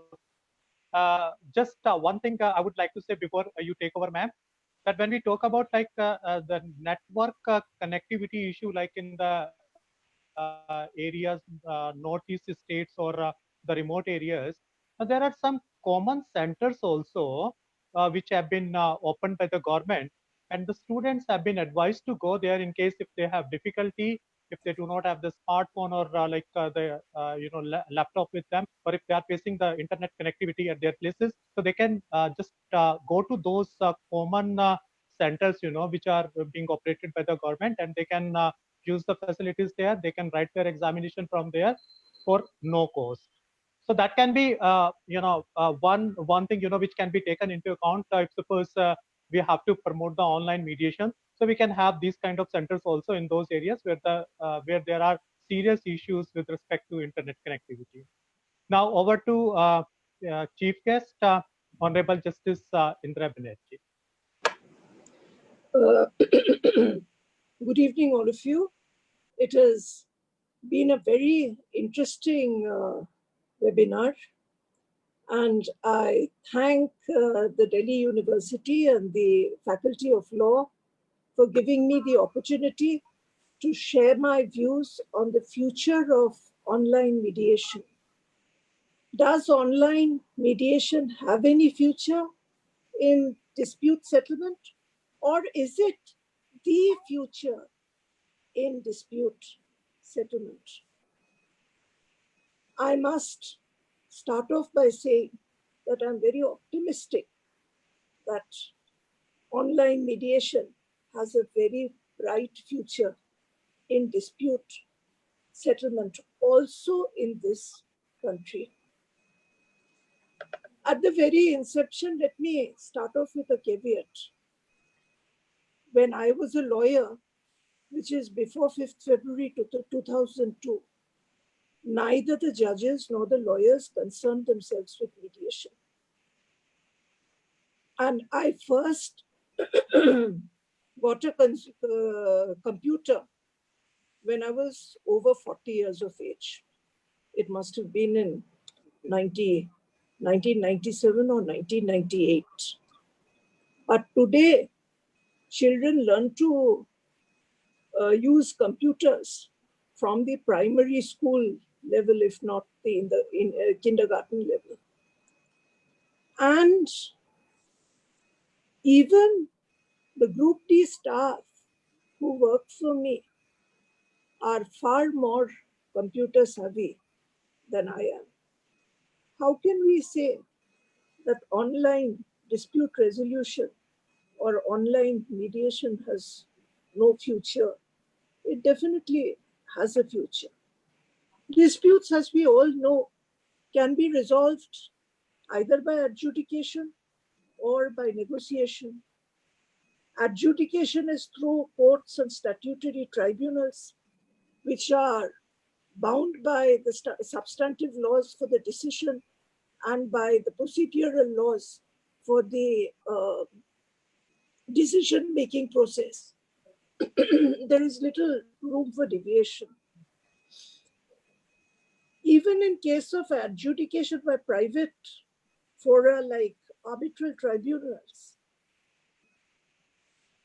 a decision has to be taken as per the applicable substantive laws, unless, of course, the parties mutually decide that the arbitrator may proceed, what you say is ex equo et bono, or as amiable compositors, and then take a decision.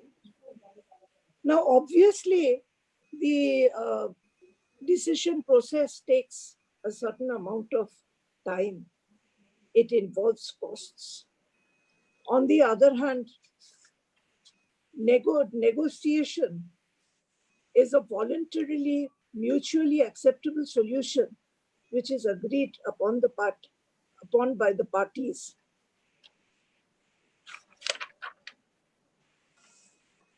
It can be through the intervention of a neutral person, or it can be by negotiations through the parties themselves.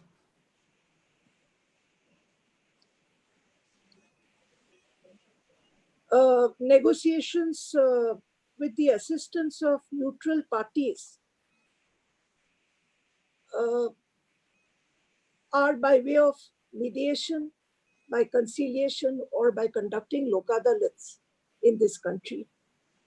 Although the expression mediation and conciliation are essentially and in principle the same and are used interchangeably in many jurisdictions, in India, conciliation is regulated by Section 67 of the Arbitration and Conciliation Act 1996. And lok adalats are constituted under Section 19 of the Legal Services Authorities Act 1987. Disputes can be settled online, whether it is by mediation or conciliation or through lok adalats, or whether it is through direct negotiations. Disputes can also be adjudicated online, as is now being done in view of the present pandemic. I believe that the pandemic is temporary. Be that as it may, sooner or later we have to learn to live with the pandemic, and we have to resume our normal lives, taking the necessary precautions. But the pandemic has had its own, I would say, every dark cloud has a silver lining. And the pandemic and the consequential lockdown has made even a technologically apathetic person like me far more technically savvy and more socially active on the internet than I was ever before.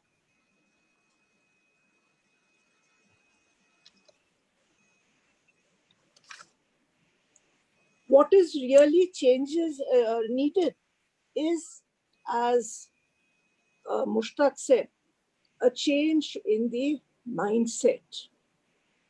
And this pandemic has brought about a certain change in the mindset.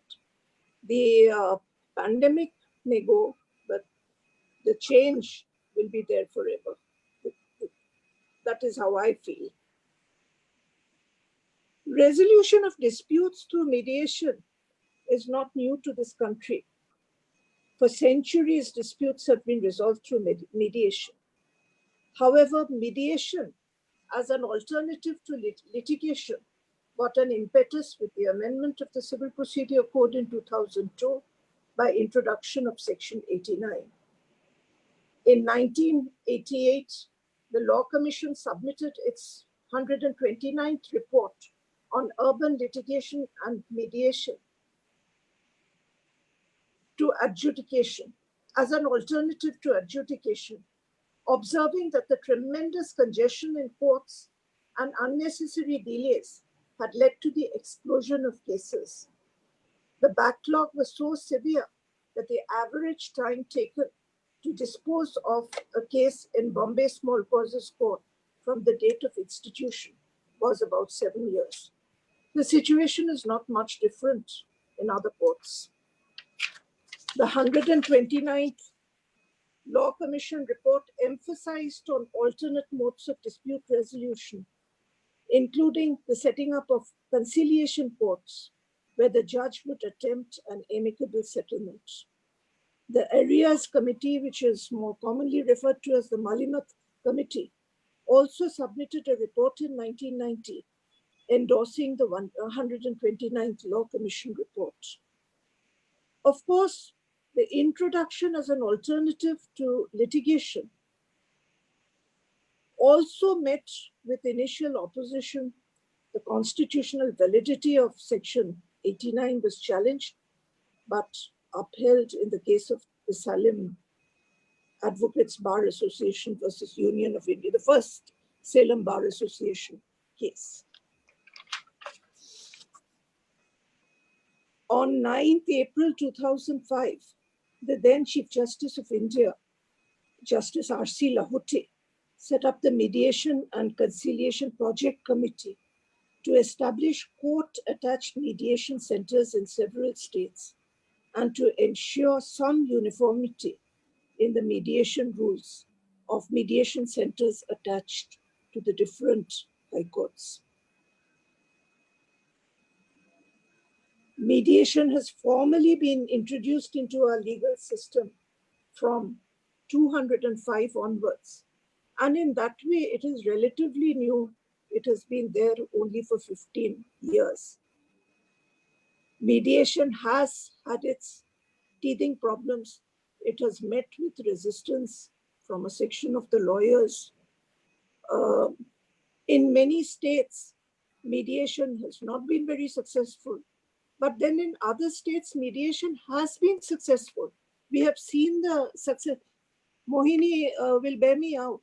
Delhi, the mediation center attached to High Court, Delhi High Court, has been doing a very good job. A good number of cases, I think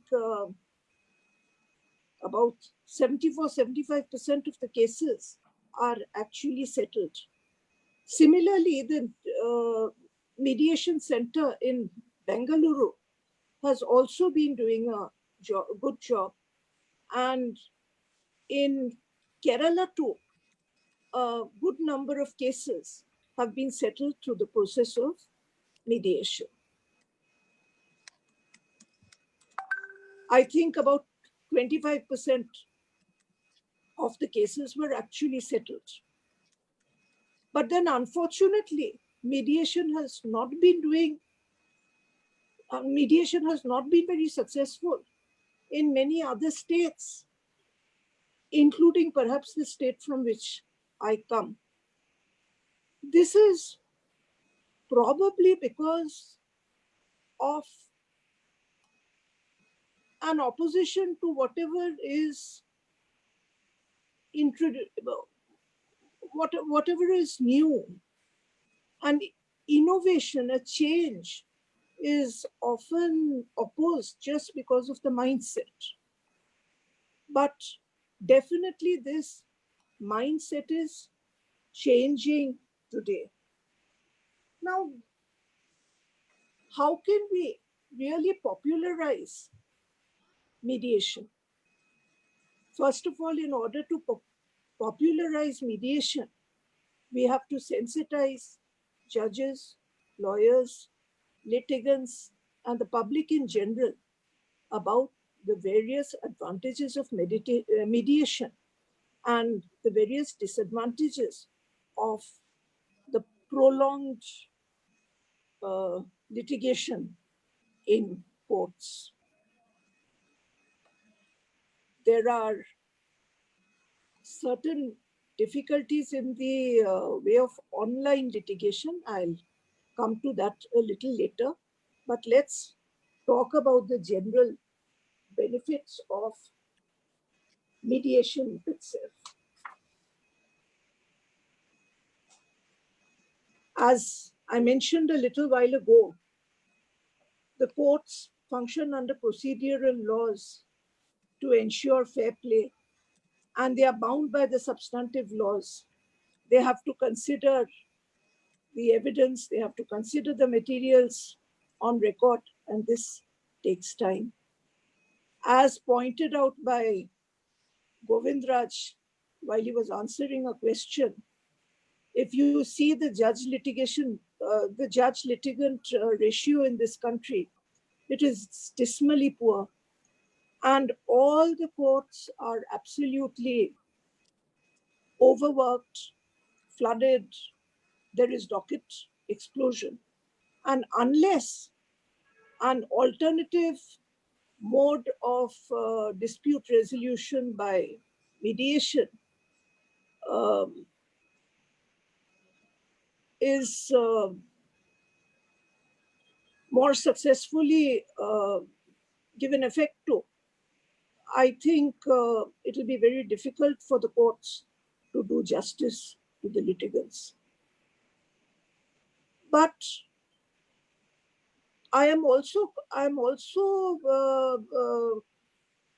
optimistic and confident, because I have myself seen very difficult disputes, long pending disputes, in family disputes where the parties have been litigating for years together, get resolved through the process of mediation in a matter of minutes.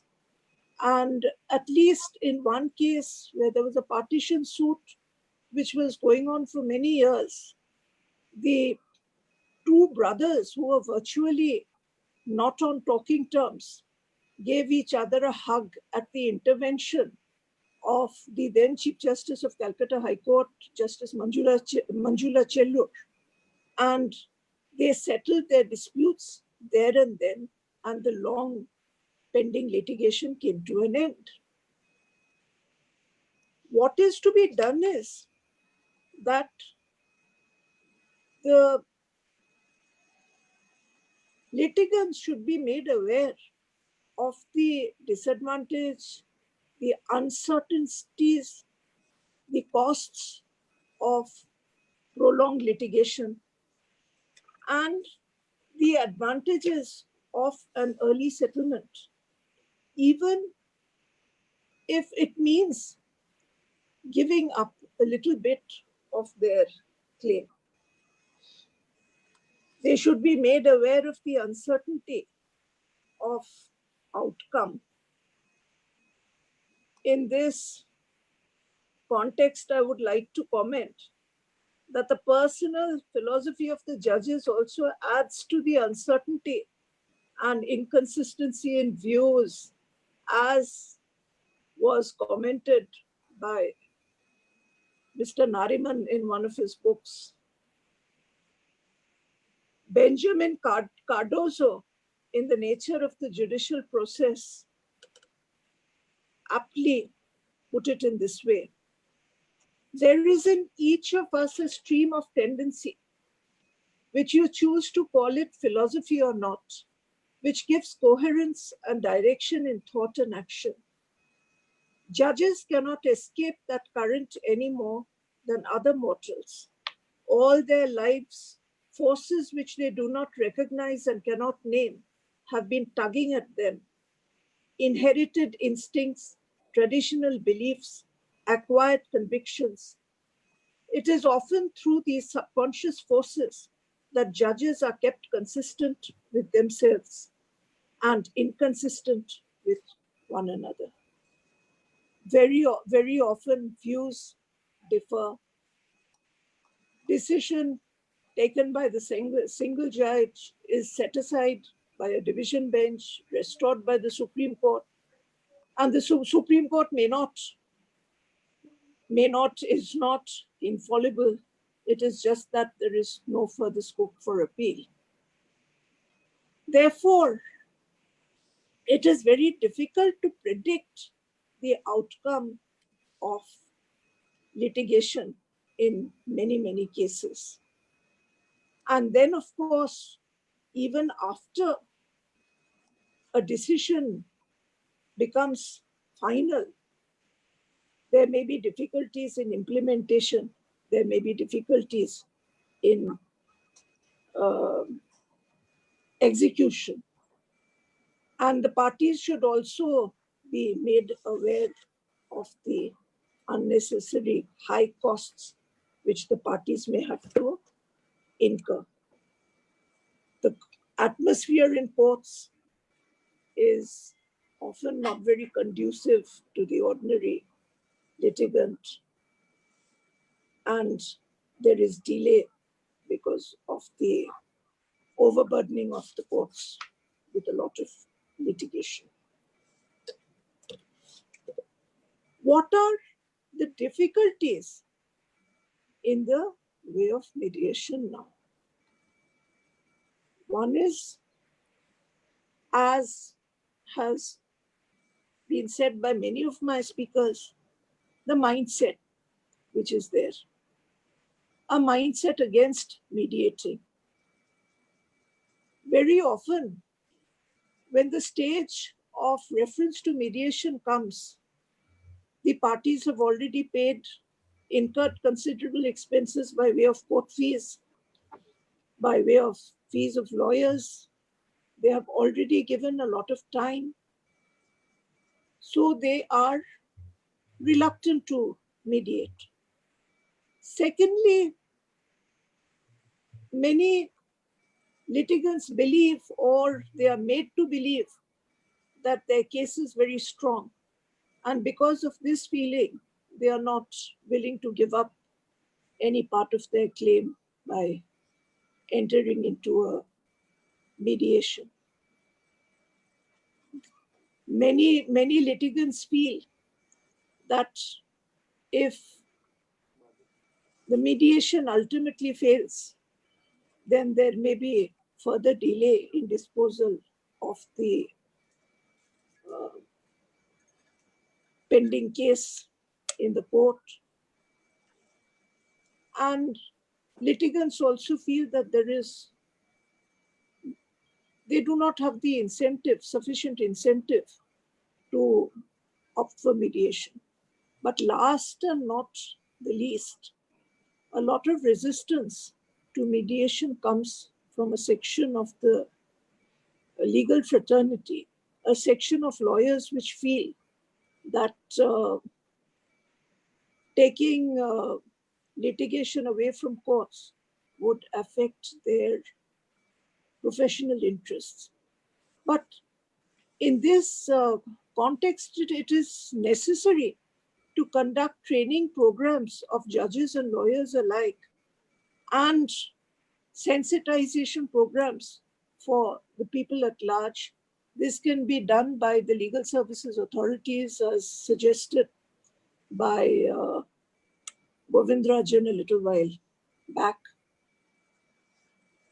And they should be made to understand that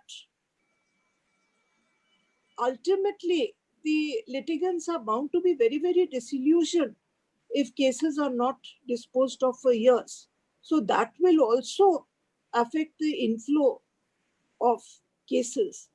Whereas if some cases are disposed of, some of the easier cases, those cases which can be settled by mediation, if these cases can be settled by mediation, then the courts can devote more time to more serious cases, because all cases cannot be referred by, cannot be settled by mediation.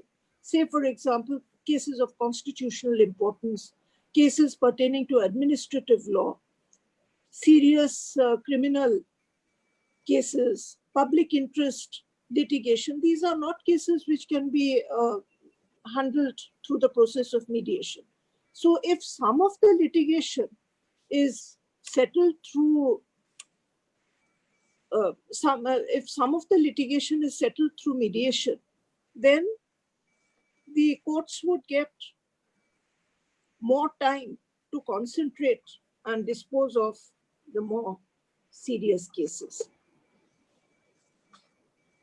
Mediation would save precious time, energy, and money of the parties, apart from saving them from harassment and the hassles of a prolonged mediation. And this has to be explained to every person. To make mediation successful, the mediators who mediate have a very important role to play. Mediators should be trained, they should be committed, they should be patient, neutral, they should have an open mind, they should be willing to listen to they should patiently listen to the respective parties. They should also have good communication skills and good persuasive skills so that they are able to make the parties agree to settle disputes. They are also required to have the requisite technical, legal knowledge, common sense, which is important for everyone, be it a mediator or a judge. And of course, the mediator has to maintain confidentiality. In this digital age, communication has undergone a massive change. Today, you can communicate with persons situated thousands of miles away in a different country across several international borders by the click of a mouse or by the tap of a finger, or maybe just by a simple command. Now, digital communication has its own advantages. It doesn't require any passport. It saves the costs of travel. It saves precious time. There were times when people had to travel maybe for 48 hours, 72 hours, just for a meeting which would last for an hour or two. Things have changed today. Now, I still remember It was in the year 2006, and I was taking up admiralty matters in Calcutta High Court. And Justice Arijit Banerjee, who was then Barrister Arijit Banerjee, successfully persuaded me to pass an order allowing his application for examination through video conferencing of a Panamanian lawyer. He was to depose as an expert witness to give his views and to tell the court about the laws of Panama or the laws of Panama, sorry, in an admiralty dispute. And there was prolonged arguments where the other side questioned the power of the court to allow examination of a witness through video conferencing, but that was allowed. Today, we have any number of video conferences. We have video conferences with evidences taken through the method of video conferencing. That has become very common today. When I was sent for the training in judicial administration to the Civil Services College in Singapore, we were taken to the courts in Singapore. And during our court visits, we found that the courts there were completely paperless. And I had the opportunity to watch a witness action, which was something quite novel. It was something which I had never seen in this country. There was a judge sitting with a computer in a courtroom where the litigant, a lady claiming maintenance, was saying something in Tamil. I learned some Tamil later on after going to Chennai, but at that time I had very little knowledge of Tamil, so it was all Greek to me.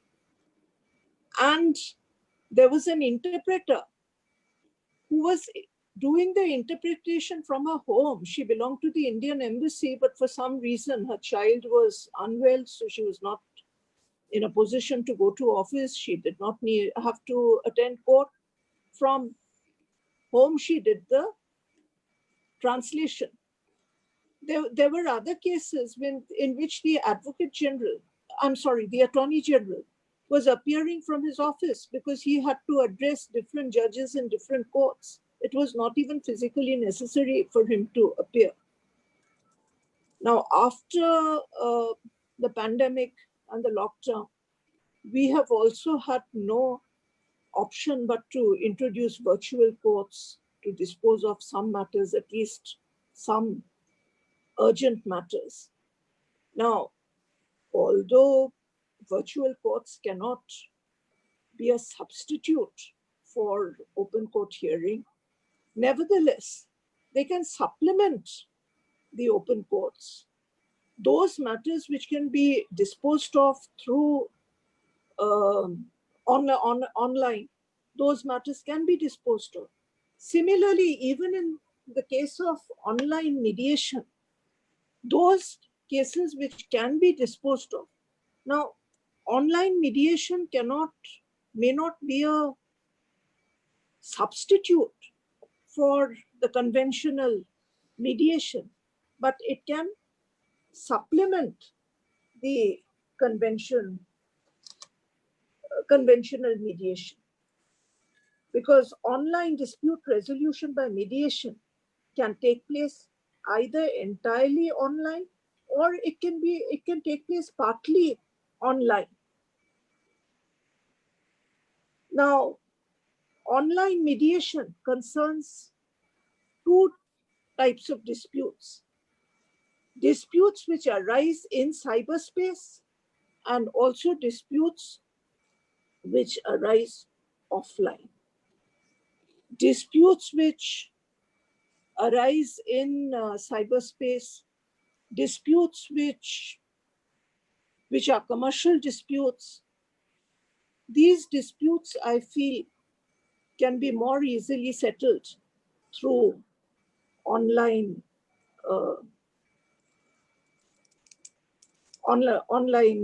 procedure mediation.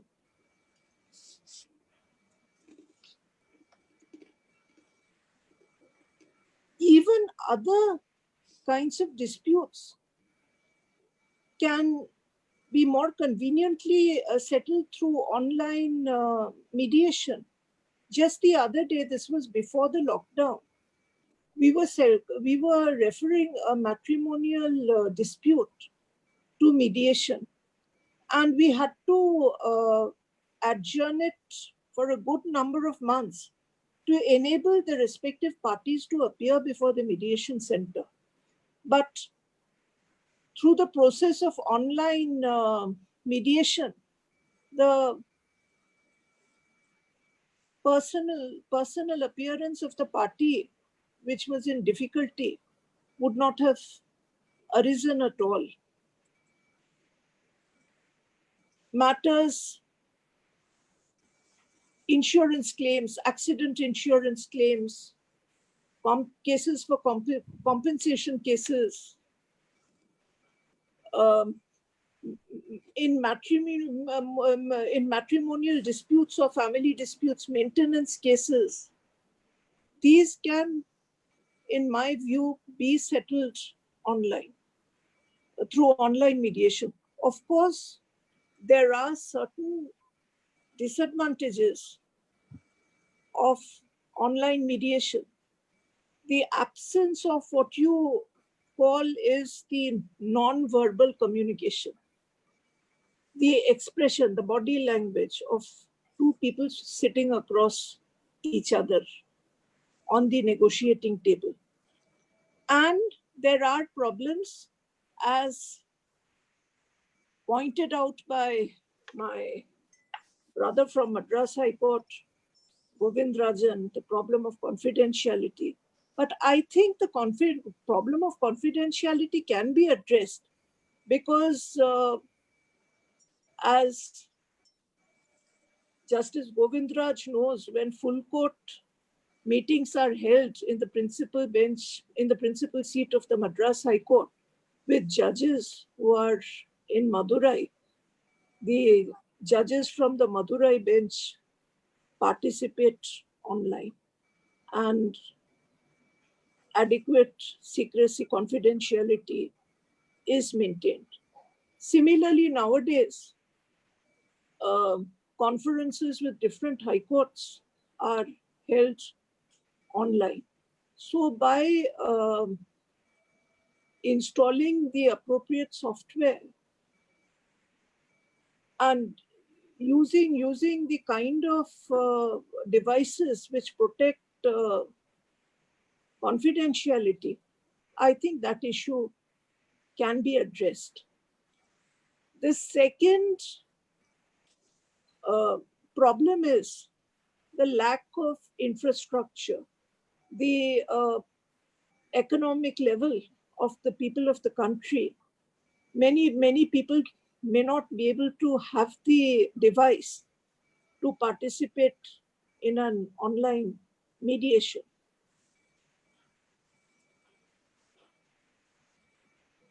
You will be surprised, a lot of people now have at least a mobile handset.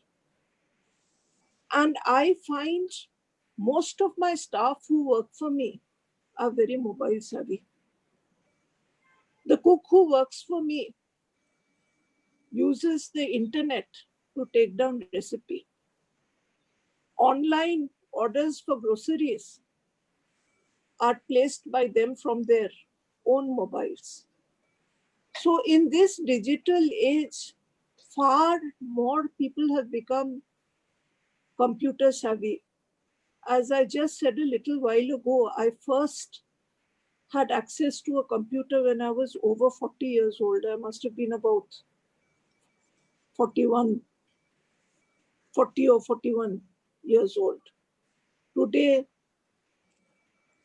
children are handling computer from the kindergarten, primary stage.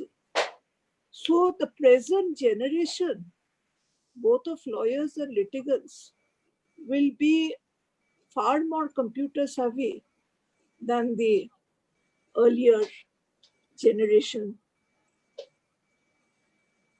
And sometimes there is sheer reluctance to change the mindset.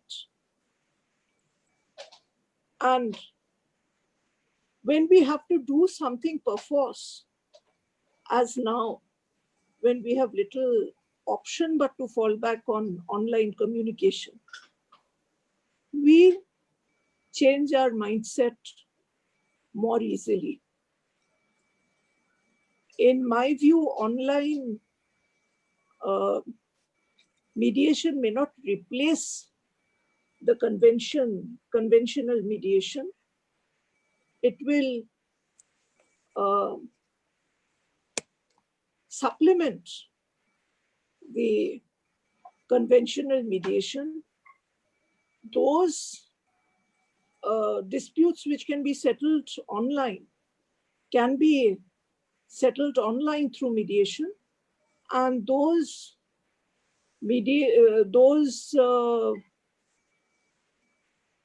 mediations which require some amount of persuasion, when the situation normalizes, maybe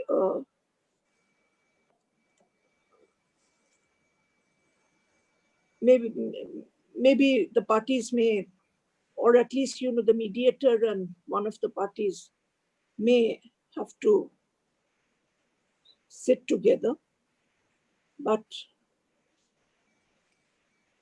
I'm sure that the litigating public in general, the lawyers also, will realize the efficacy of settlement through mediation, and that this will not affect their practice. It will improve disposal of the more important cases, as I mentioned a little while ago. So I am very confident about the future of online mediation. Of course, I have not discussed online mediation, which is directly automated through software, because frankly speaking, I'm not very familiar with that branch of mediation, but I know that there are institutions using software where mediation can be done in an automated manner. So I have really been talking about, I've been expressing views with regard to the conventional mediation through the intervention of a neutral third party, but online. Thank you very much. Thank you, ma'am. Thank you very much for your significant inputs on mediation. And you have rightly pointed out that mindset is required to be changed. Ma'am, I would bring to your notice that we have, the international community has. Can I please interrupt please. 1 minute? Please. There was another problem which was pointed out, which was the lack of basic infrastructure. People not having the device which may be required. But there, as pointed out by Justice Govindraj, the legal services authorities and the institutional mediation centers have a very important role to play. Because if there are a handful of people who cannot afford the device, arrangements can be made so at least they do not have to travel many miles. A person need not come to Chennai from Tiruchirappalli just for a mediation. this can be done through the Taluk Legal Services Authority or the district legal services authorities through their mediation centers, which can provide the necessary equipment. Thank you. Thank you, ma'am. So I was just talking about the Singapore Convention on Mediation, which was adopted in 2018, and it was opened for signature in August 2019 only. Unfortunately, out of 193 countries which are members of the United Nations, only 46 or 47 countries have signed that convention. And there are just 4 countries, Singapore, Qatar, Saudi Arabia, and Fiji, which have become party to this, which have ratified this particular convention. Australia, United Kingdom, and the entire European Union, they did not even sign the convention. See, this is, somewhere it's not about India only. When we look at Singapore Convention, I mean, there are so many countries, which are shying away or somehow, mediation as a popular method of dispute settlement. As you have rightly pointed out, sometimes what happens is that one of the parties is sitting, in other country, and there are 2 parties from 2 countries, or maybe there are more parties from different countries. So what happens is that online mediation becomes very important in those cases where there are cross-border disputes. And the Singapore mediation is basically dealing with cross-border disputes, and online mediation is something which is extremely important for that.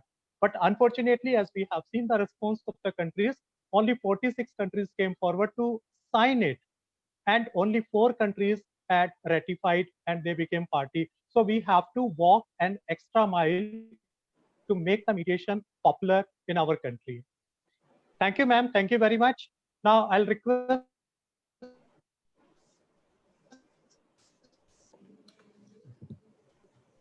Hello. Dr. Ajay Sonavane to take a very brief answer to those questions.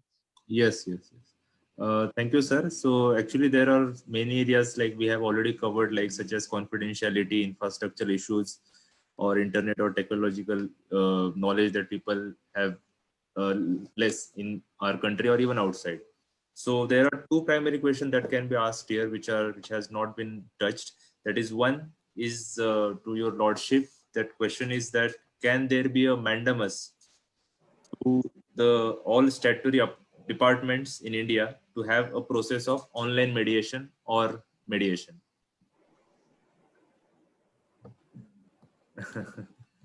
Possibly not. Yes, thank you. And the second question is to Govind Rajan, sir. The question is that, can the online mediation be effectively applied in the juvenile justice system? It's difficult because juvenile justice, I think this is an area where it's we feel it's a heinous crime, and we don't apply online for this juvenile justice thing. Thank you, sir. Yes, sir. Yes. Mr. Yeah, I would just like to clarify on one point on the juvenile justice system. It is something that I'm just placing as a concept to be, as a thought to be kept in mind by the learned judges who are on the forum today. I came across a case in Canada where 2 teenagers, one teenager killed another in a hate crime. And what happened was the concept of restorative justice was applied. And there was a mediation between the 2 mothers. And both of them came together and on the understanding that the boy who is dead, but by punishing the other boy, nothing is going to be achieved. So therefore, they decided to, jointly, contribute towards bringing up this offender, the offending boy, in such a way that he grows up to be a good human. The possibilities are enormous. What I'm trying to say is there are numerous possibilities. So let us not limit ourselves to what we can apply mediation to. It only depends on how we apply it and how we can possibly, use it to bring about the concept of restorative justice instead of retributive justice. Thank you. Ms. Mohini, would you like to give some concluding remarks?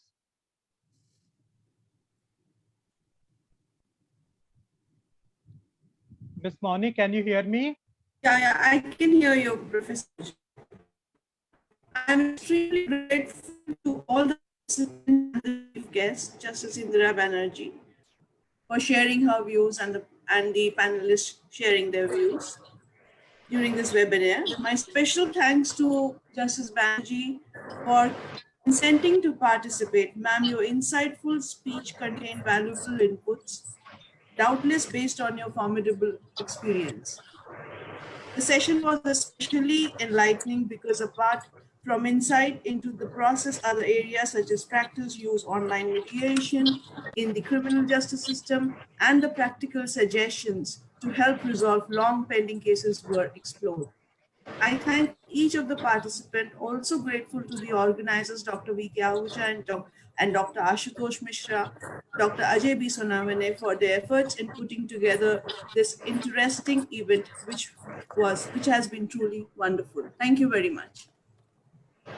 And Mr. Ashutosh, Professor Ashutosh, over to you now. Okay. Thank you, ma'am. Good evening, everyone. On behalf of Law Center 2 Faculty of Law, University of Delhi, it is my proud privilege to propose a vote of thanks. I would like to share a deep sense of gratitude to all the esteemed participants who have taken keen interest in this international webinar. Today, hardly any country in the world that is untouched by the crisis caused by COVID-19.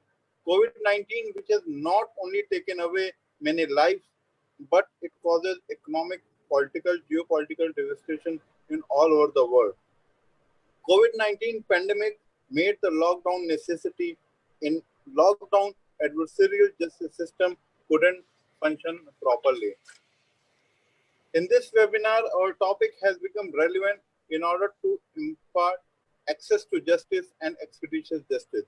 We had discussed in detail three important issues in our webinar: online mediation, then is this future of dispute resolution, then national and international perspective. In online mediation, technology is considered as the fourth party, and it is not only affordable and convenient, but it minimizes the traveling and other associated costs. But on the other hand, for the effective online mediation, we have to put our endeavor for equal accessibility to online infrastructure, connectivity of 4G and 4G issues, confidentiality, security and authenticity, especially cyber security issues, then transparency with respect to artificial intelligence, ease of doing business, awareness, and its acceptability in the common masses. Today in this webinar, we had discussed all the different aspects of the online mediation. We are highly grateful, obliged, and sincerely thankful to our chief guest, Honorable Ms. Justice Indira Banerjee, Judge Supreme Court of India, for accepting our invitation and for gracing the international webinar and enlighten us how she is optimistic and positive for the future of online mediation. And she has discussed the issues related to the mindset and the importance of digital age. I am sincerely thankful to our guest of honor and panelist who is expert of mediation and who was the mediator before his elevation, Honorable Mr. Justice A. Mohammad Mushtaq. Sir has enlightened us on building relationship, mindset of the people, and broader cultural shift. I am sincerely obliged to Honorable Mr. Justice M. Govindraj, Judge Tamil Nadu High Court, who has accepted our invitation as a guest of honor and panelist. Law Center 2 is highly grateful to Sir for his contribution in our research project on mediation as well. Sir has played a very important role in the capacity of mediation committee member in Tamil Nadu High Court. He has enlightened us his views, that is bringing harmony, in which mediation can play a very important role, and he has discussed how the confidentiality is a challenge to the online mediation. I am sincerely thankful to Dr. Burt Weger Negotiation Institute, Norway, for accepting our invitation in a short notice. He is a distinguished person in the field of mediation. He has enlightened us on the confidentiality and the high context and low context society. He has discussed the concept of feeling, belief, trust, and communication skill. I am highly grateful to Mr. Alois Ko, founder and CEO of SAFE Foundation, for accepting our invitation in a short notice. His contribution in the mediation will play a very pivotal role. He has enlightened us on the view how he is optimistic for the future of online mediation, especially in India. I am obliged to Mr. Vinod Kumar, President, India SME Forum. Sir has played a very important role in the MSME sector in the last so many years. He has enlightened us on the mediation aspects in MSME, and he said, due to mutual interest, mediation has become relevant in MSME. He has discussed the requirement of uniform institutionalization in the country. He has discussed the concept of quick evolution of entire mechanism. Then he has discussed the ethical legal practices and seamless connectivity issues. I am my heartfelt gratitude to Mr. AJ Jawad, mediator, for supporting Law Center 2. He has played a very instrumental role in this webinar and earlier as well in the project sponsored by Ministry of Law and Justice. I am sincerely thankful and obliged to Mrs. Lalit Mohini Bhat for accepting our invitation. She has played a very significant role in this particular webinar. I am sincerely obliged to Professor V.K. Ahuja, sir, who has motivated us to organize this webinar. He always supported us to excel ourselves in the academia and do for the betterment of the institution and to the society and to the country as well. Last but not the least, I am highly grateful to our colleague, Mr. Ajay Sonowana, who has played a very instrumental role in this particular webinar. He has supported us a lot. I am thankful to Abhishek Bhati and Himanshu Kala. Thank you. Stay safe, stay blessed.